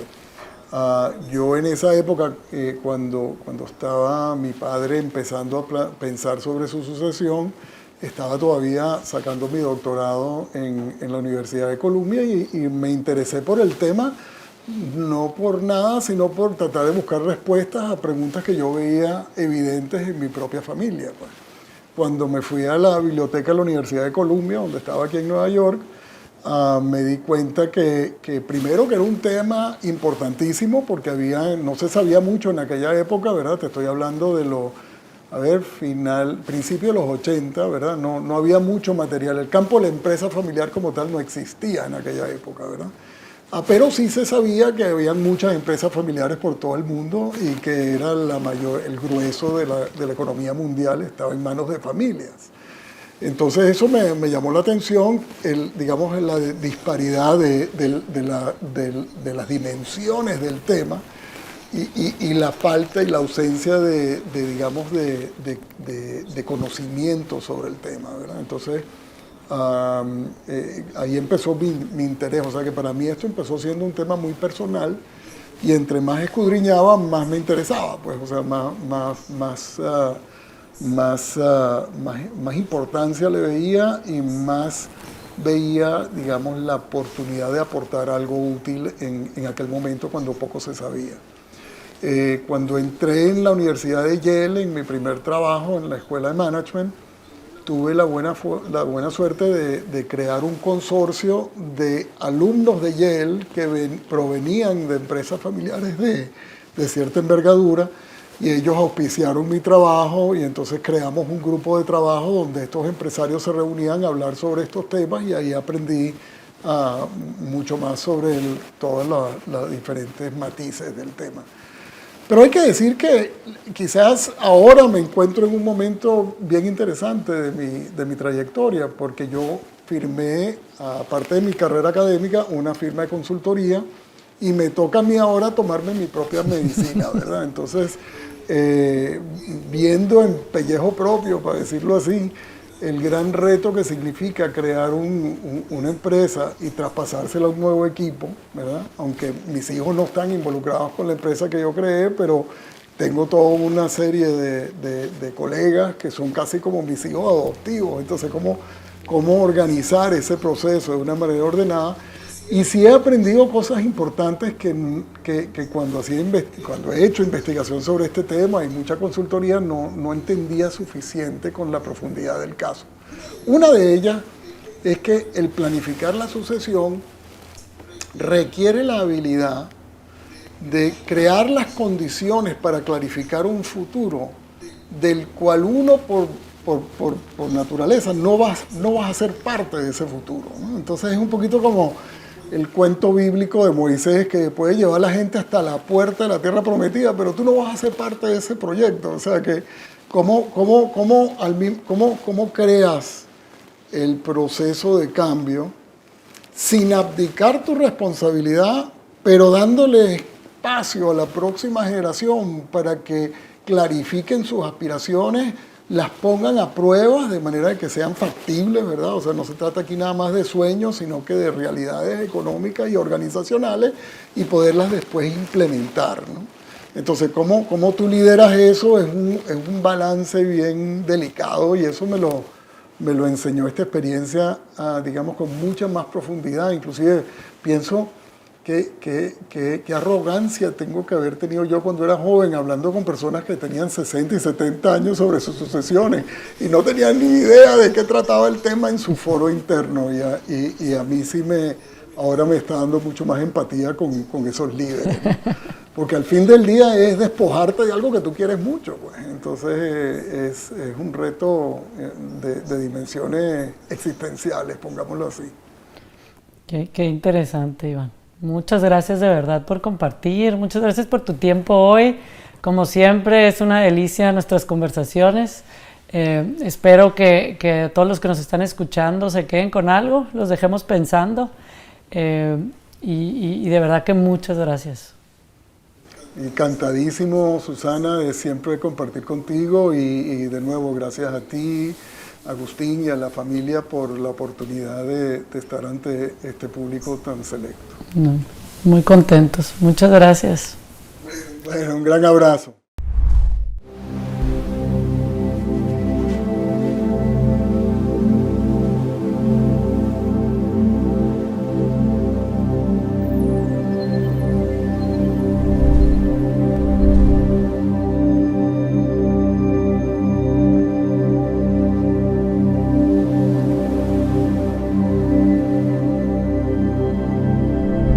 Agradecemos tanto al profesor Iván Landsberg como a Susana Coppel este diálogo que ha sido muy enriquecedor para todos y todas en esta audiencia. Y ahora vamos a cerrar este panel y este día tan interesante y de gran alcance con una conversación entre tres ponentes que nos darán su opinión sobre este diálogo que recién vimos y escuchamos. Recibimos al moderador de este panel, Ignacio de la Vega. Él actualmente funge como vicerrector ejecutivo de Asuntos Académicos en la Facultad e Internacionalización del Tecnológico de Monterrey. Antes de llegar a EGADE fue director de aprendizaje para el Banco Global BBVA. Es doctor por la IE University en España, licenciado en Derecho por la Universidad Complutense en España y tiene un máster en Relaciones Internacionales por la Fletcher School of Law and Diplomacy, Tufts y Harvard University. Bienvenido. Nos acompaña también Susana Coppel, a quien hemos ya presentado. Bienvenida. Ahora invitamos a este escenario a Roberto Postlewhite. Él es director general de inversiones Roca Sappi, donde es responsable del crecimiento, estrategia, eficiencia y desempeño general en 5 diferentes líneas de negocio. Es licenciado en Administración de Empresas y Gestión General, con una maestría en Finanzas Corporativas por CETIS Universidad. Tiene estudios de Estrategia y Organización y de Liderazgo Organizacional de la Escuela de Graduados de la Universidad de Stanford en California. Bienvenido. Agradecemos la presencia de Manuel Díaz Salazar. Él es licenciado en Derecho por la Universidad Autónoma de Sinaloa, con estudios superiores de Derecho Público, Teoría Política, Negocios Agropecuarios, Derecho Contractual y Alta Dirección de Empresas. Es notario público en Sinaloa desde el 10 de septiembre de 1986 y titular del despacho Díaz Salazar y Asociados. Autor de los libros Herencia para Todos, Negocios en Familia y Fideicomiso para ti. Escuchemos ahora las reflexiones sobre el tema ¿Qué nos detiene? Tema Empresa-Familia. Bien, buenas tardes. Muchas gracias a los organizadores por convocarnos. Yo, primera persona, por esta oportunidad de volver a visitar esta región tan maravillosa que ustedes, muchos de los que aquí están, tienen. Y la verdad es que me enorgullece haber estado ya en los 5 estados que componen el Mar de Cortés y haber disfrutado y conocido a sus gentes y sus paisajes y, por qué no, sus empresas. Como ven ustedes, aquí tenemos a 3 súper panelistas en materia de familia y empresa y les proponemos, dentro de la organización, de la estrategia de este foro Mar de Cortés, una discusión abierta, una conversación con Susana, con Manuel y con Roberto. Y antes de eso yo me voy a permitir darles un pequeño contexto también de dónde estamos. Y hemos escuchado, yo creo que magníficas reflexiones, conferencias, ponencias, opiniones de panelistas que nos sirven también como aperitivo, de alguna manera, la discusión que vamos a tener hoy para cerrar el día. Y somos conscientes de que hoy vivimos probablemente en un momento histórico, dentro de la historia no reciente, la historia más compleja en los últimos siglos de nuestra humanidad. Y vemos esa confluencia de situaciones, de crisis. Evidentemente, empezamos con la pandemia, ya hace 1 año y 8 meses, hemos perdido la cuenta del tiempo que llevamos inmersos. La crisis sanitaria, la crisis epidemiológica, la crisis económica, la crisis de valores que todos estos meses hemos ido desarrollando y que, por supuesto, continuarán, salvo que le pongamos un remedio. Confluye también una crisis hoy energética de gran calado y con gran impacto y, que nos habla de las oportunidades también para la región. Y se han mencionado energías renovables como uno de los activos a futuro muy importantes. Otras crisis, logística, de componentes. En fin, estamos rodeados de crisis, pero parafraseando también a alguno de los emprendedores que nos ha acompañado, toda crisis es una magnífica oportunidad.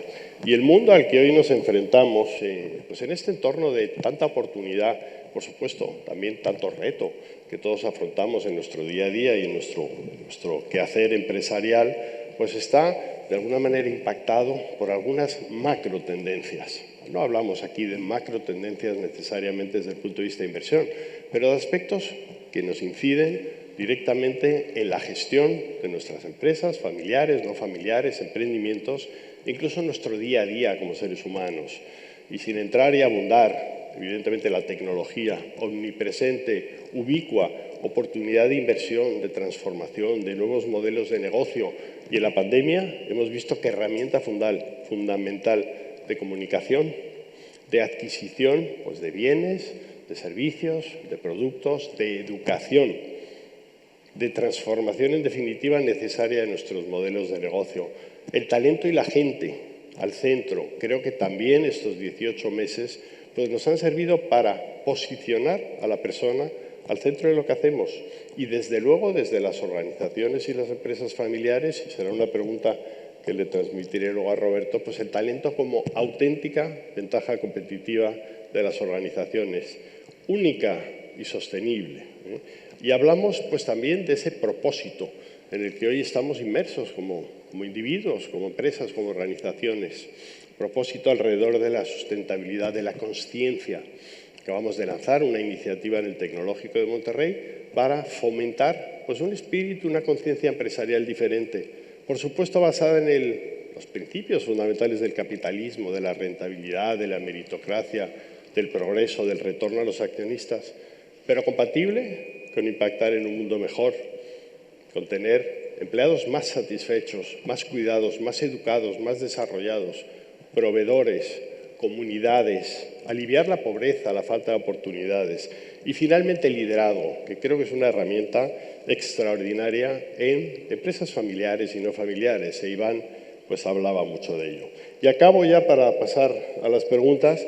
Para esto, y me permito medio minuto promocional, publicitario, de anuncio, pues también en el Tecnológico de Monterrey nos dimos a la tarea de pensar cómo apoyamos a estas cientos de miles de empresas familiares de todo tipo de dimensión en México y Latinoamérica.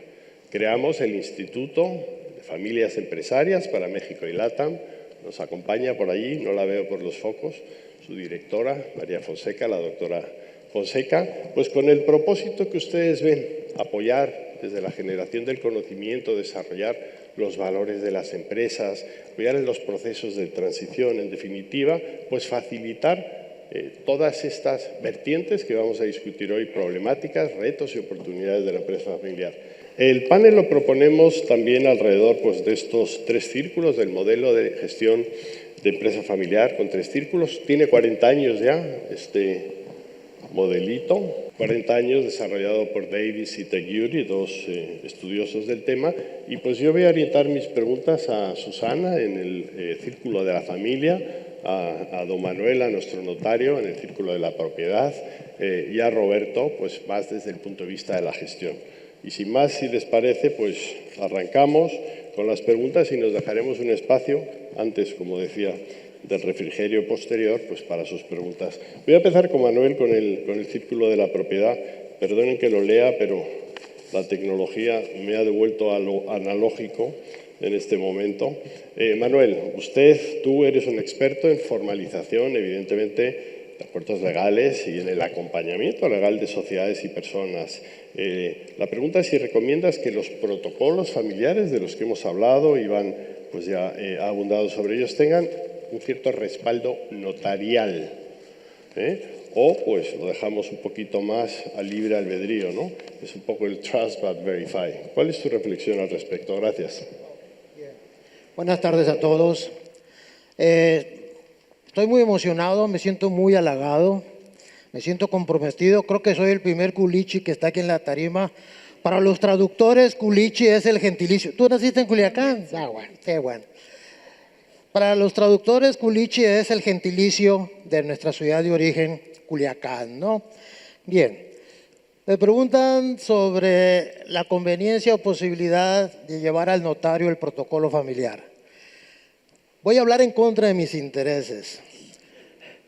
El protocolo familiar, que es el paquete de acuerdos que tiene la familia con los temas de interés empresarial y la empresa con relación a lo que le interesa a la familia, ese paquete de acuerdos es lo que conforma el protocolo familiar. Estamos acostumbrados a ver un protocolo familiar como un documento de 5, 6, 7 cuartillas, pero no es que tenga que ser así. Yo he visto protocolos familiares que son unos acuerdos que finalmente se compilan con el tiempo y son la respuesta a los if. Y si esto, y si esto, y si esto otro, ¿no?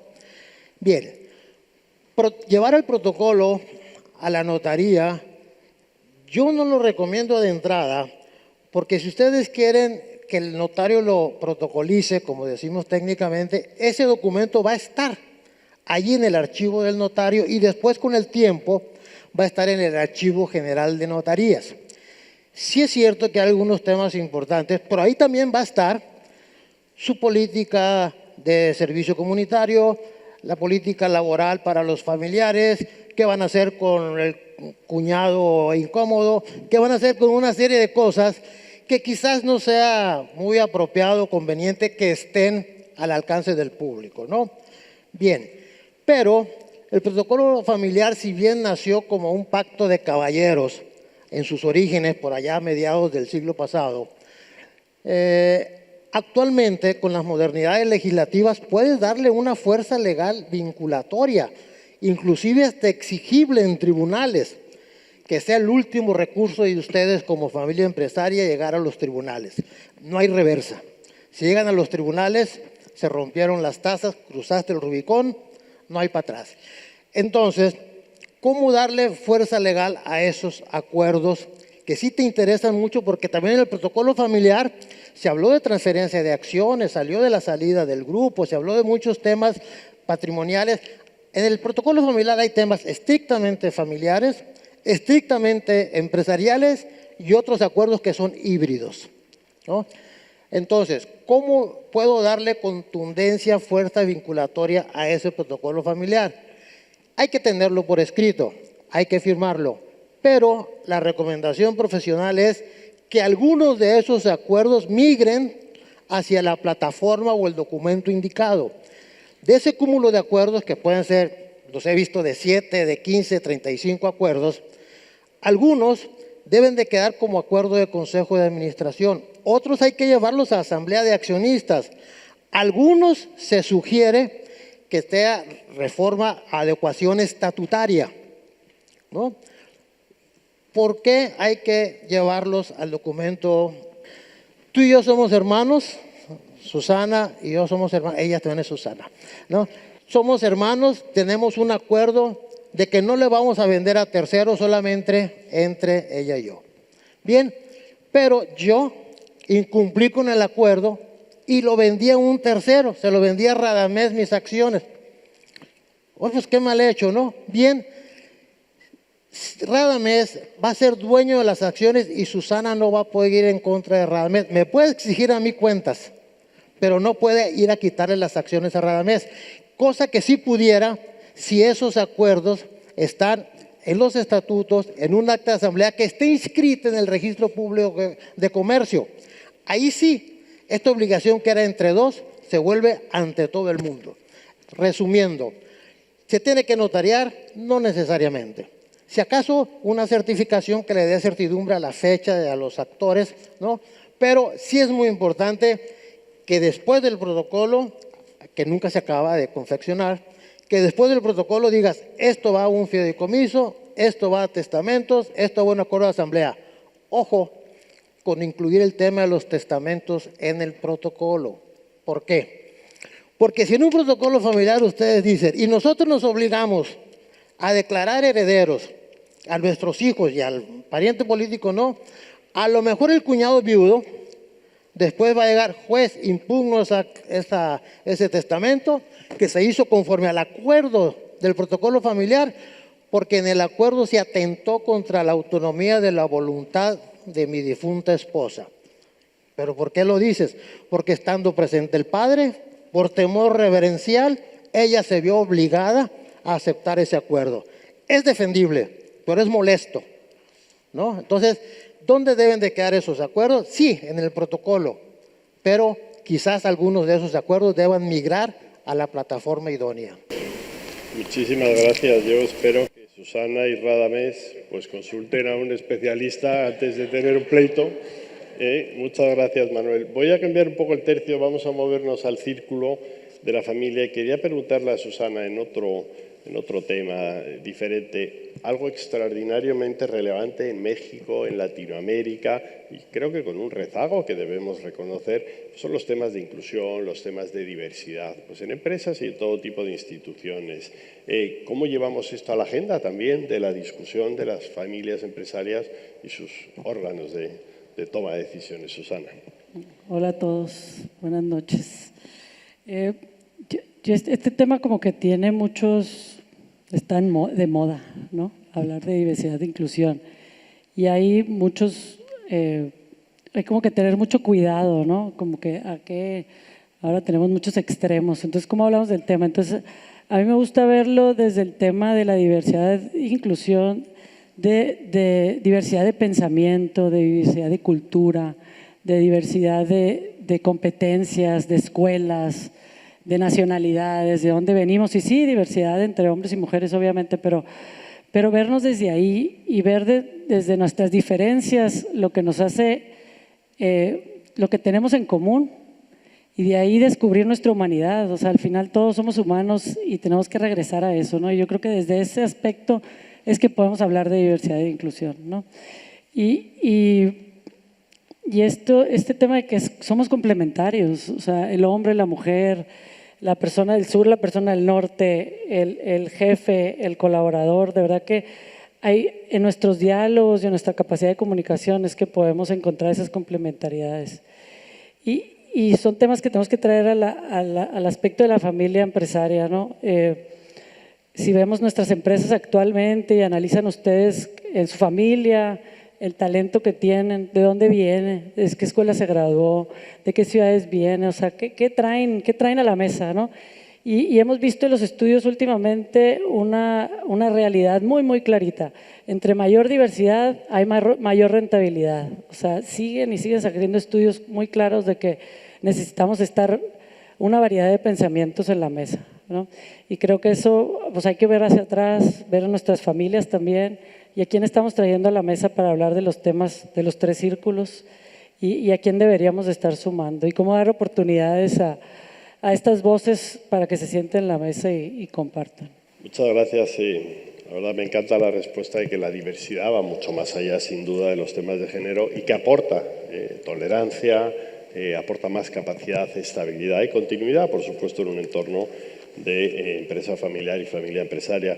Vamos a pasar a la gestión. Roberto, debo confesar que le he tenido que preguntar a Roberto cómo le pronuncio su last name, ¿no? A ver qué tal lo hago. Postlethwaite.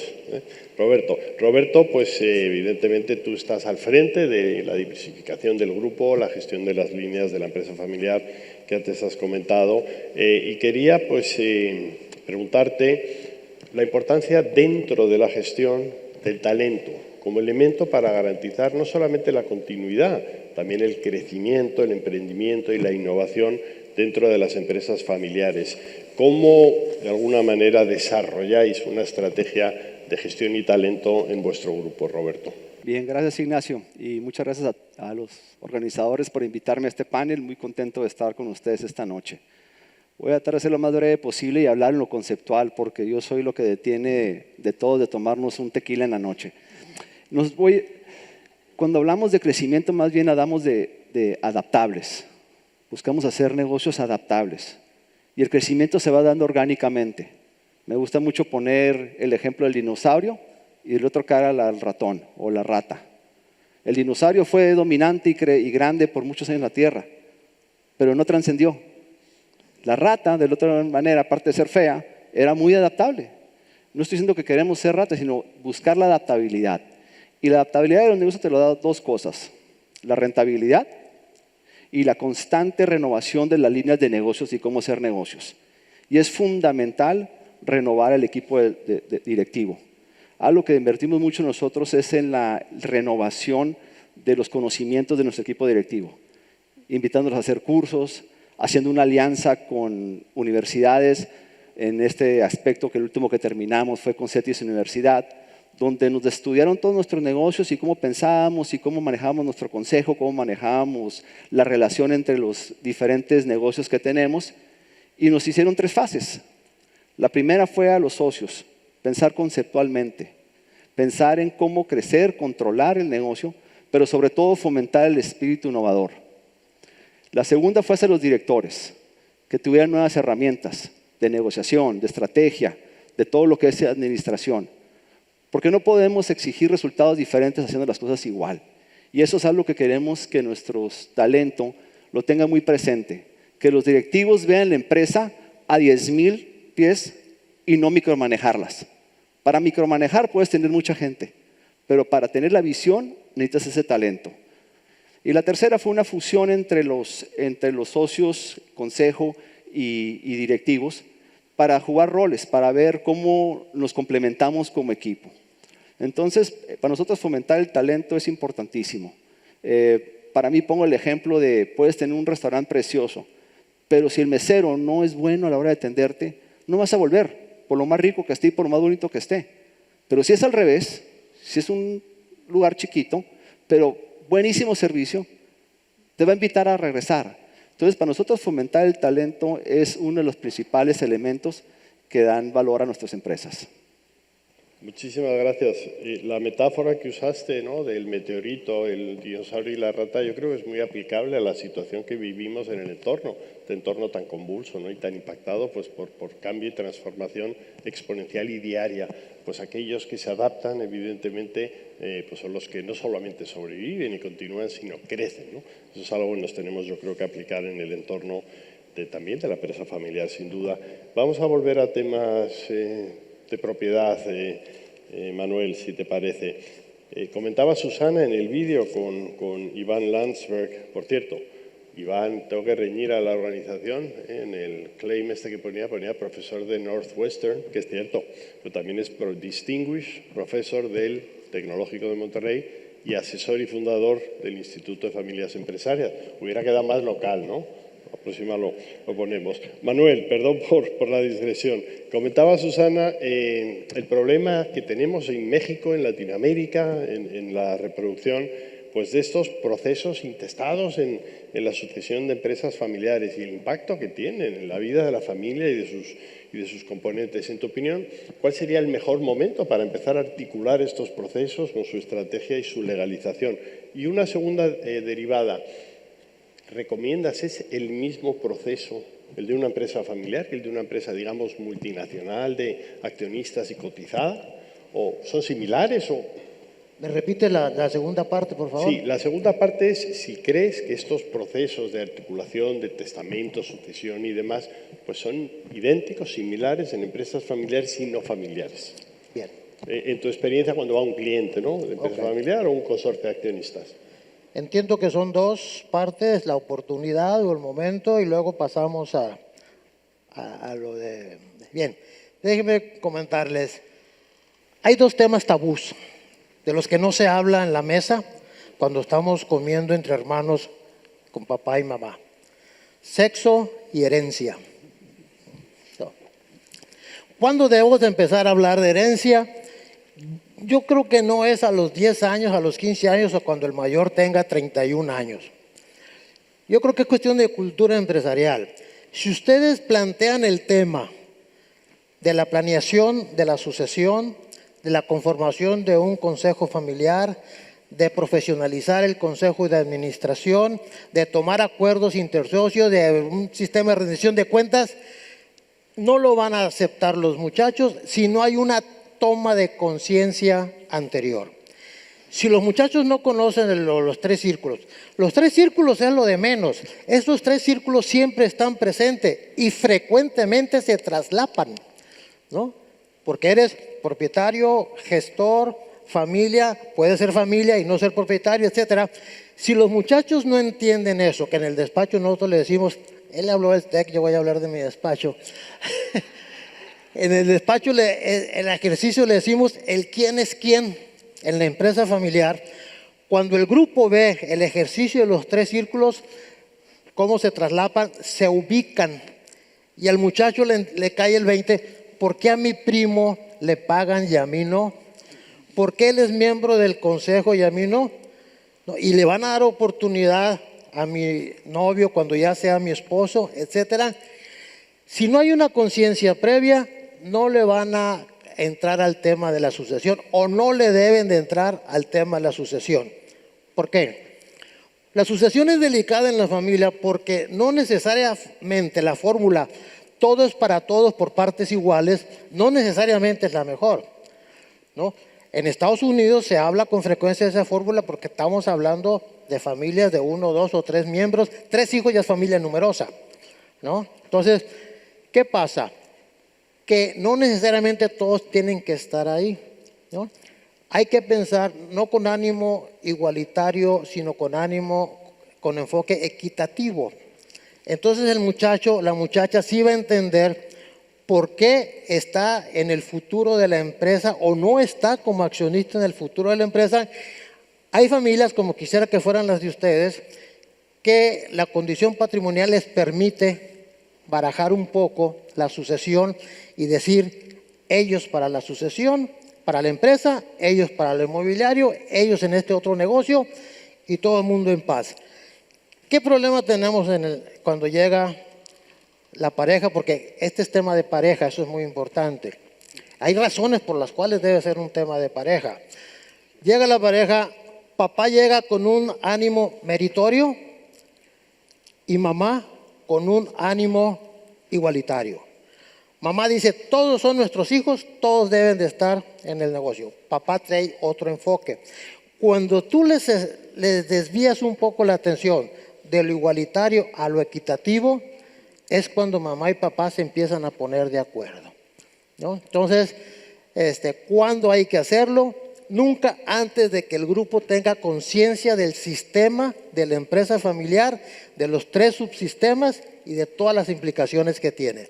La otra pregunta era… Una derivada era si recomiendas que en una empresa familiar o en una empresa no familiar con múltiples accionistas no relacionados los procesos sean similares o hay una diferencia muy importante en el primer caso, ¿no? Sí. Bueno, la sucesión ideal desde el punto de vista nuestro es aquella cuando fallecido el sucedido ya no hay nada que heredar. Ya todo está perfilado, encaminado y se puede lograr sin que el sucedido pierda los controles que quiere mantener. La modernidad legislativa en materia de sociedades mercantiles nos ha generado una diversidad de opciones, de tipo de acciones, de derechos de minorías, que podemos ir direccionando el futuro de la propiedad sin necesidad de perder ese control que papá y mamá quieren mantener, ¿no? Entonces, ¿qué es lo ideal? Sí es cierto, si nos dormimos, vamos a entrar al proceso. Y antes de la pandemia, sin testamento, estábamos hablando de un promedio de 24 meses. Con testamento y muy buena gestión, salías de la sucesión en 12, 18 meses. Lo ideal es que no tengas que entrar a la sucesión y hay mecanismos para evitar ese tortuoso ruta judicial, ¿no? Sí los hay.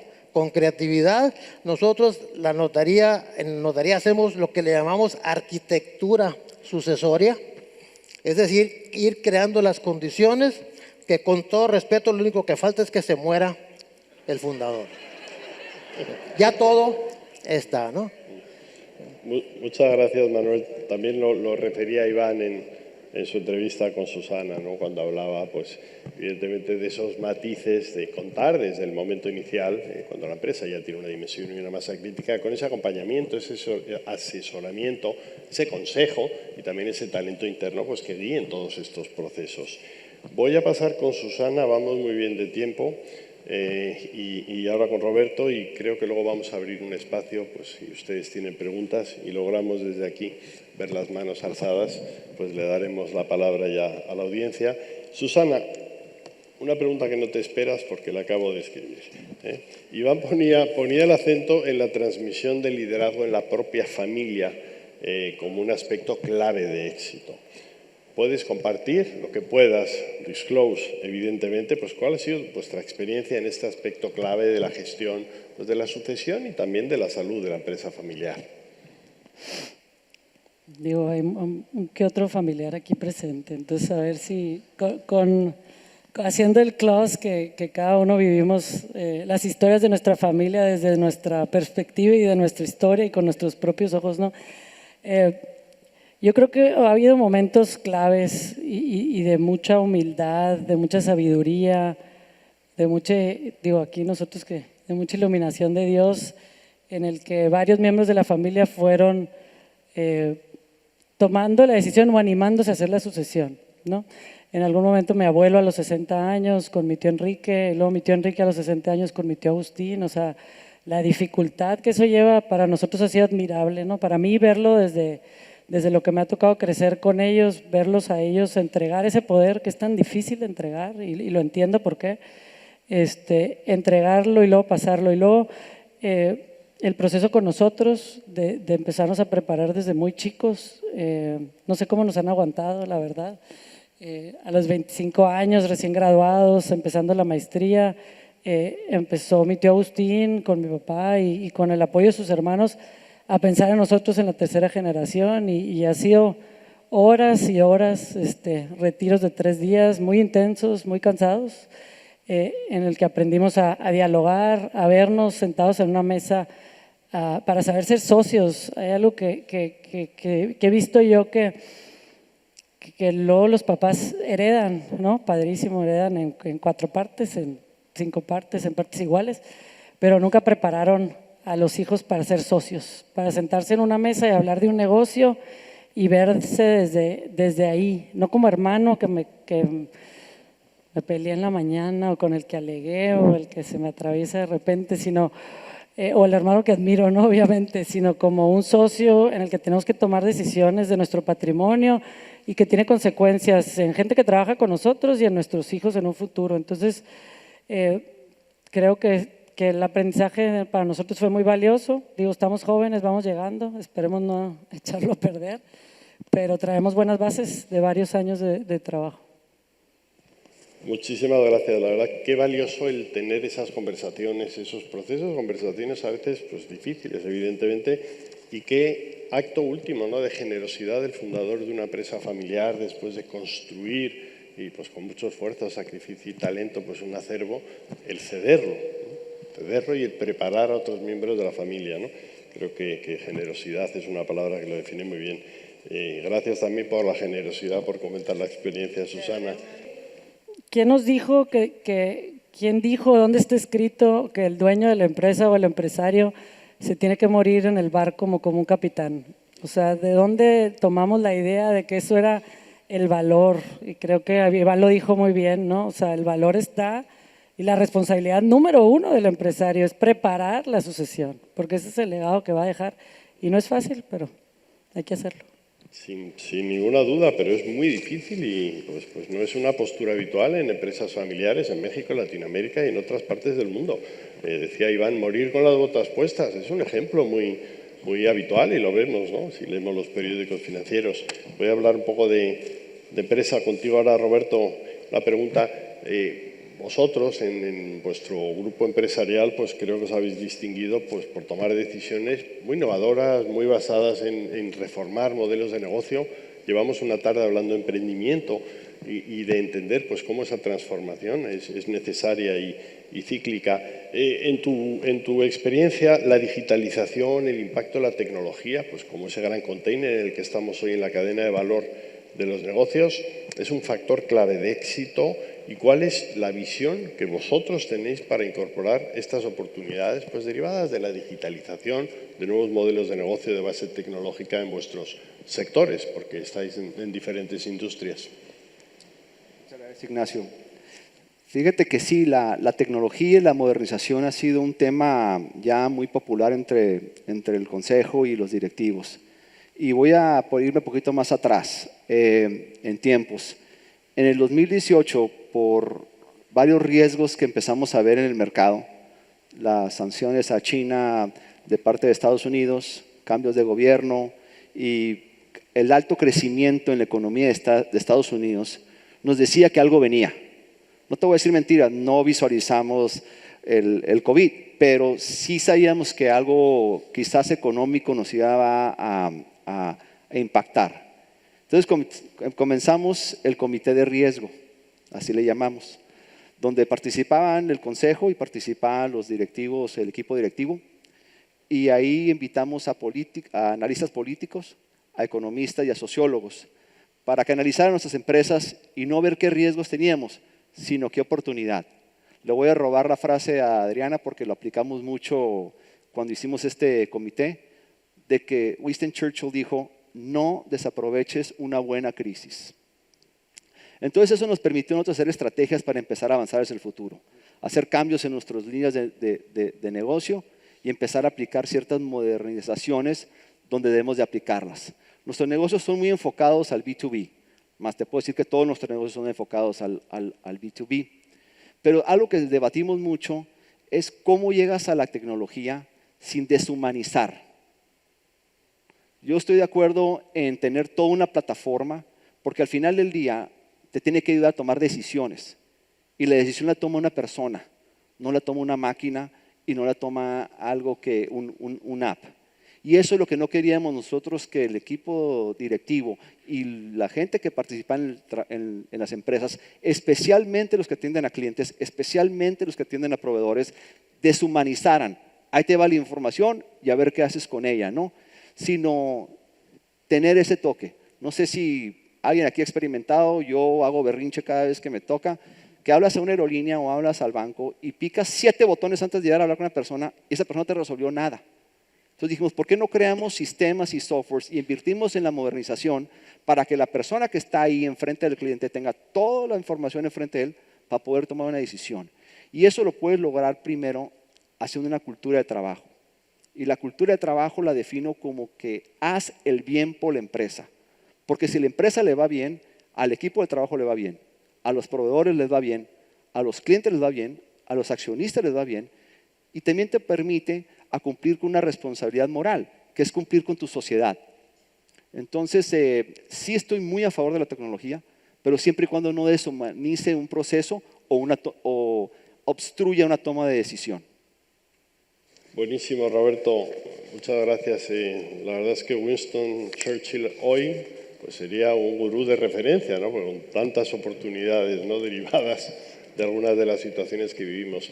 Me recordaba también Peter Drucker, un pensador estratega, en su momento también, pues una frase que a mí me motivó mucho a pensar, y es pues cuando la velocidad del cambio ahí fuera, ¿no?, en las industrias, en los mercados, en este mundo que vivimos tan complicado, es superior a los cambios y transformación en tu organización, pues vete preparando el sepelio de tu empresa, ¿no? A mí sí me ha preocupado muchas veces en empresas familiares, pues con las que he coincidido, en un consejo, en algún proceso de conversación o asesoría, que el foco a veces en la profesionalización, en la sucesión, en la formación de los talentos dentro de la empresa, de la familia y todas esas discusiones, y a veces cierta falta de empoderamiento que se daba en modelos más, digamos, tradicionales de empresa familiar sobre talento externo, obstaculizaban el crecimiento, la transformación y el cambio permanente, ¿no?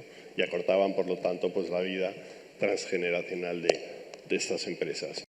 Muchas gracias, Roberto. Me indican que ya estamos fuera de tiempo, perdón, y muchas gracias, Roberto, Susana, Manuel.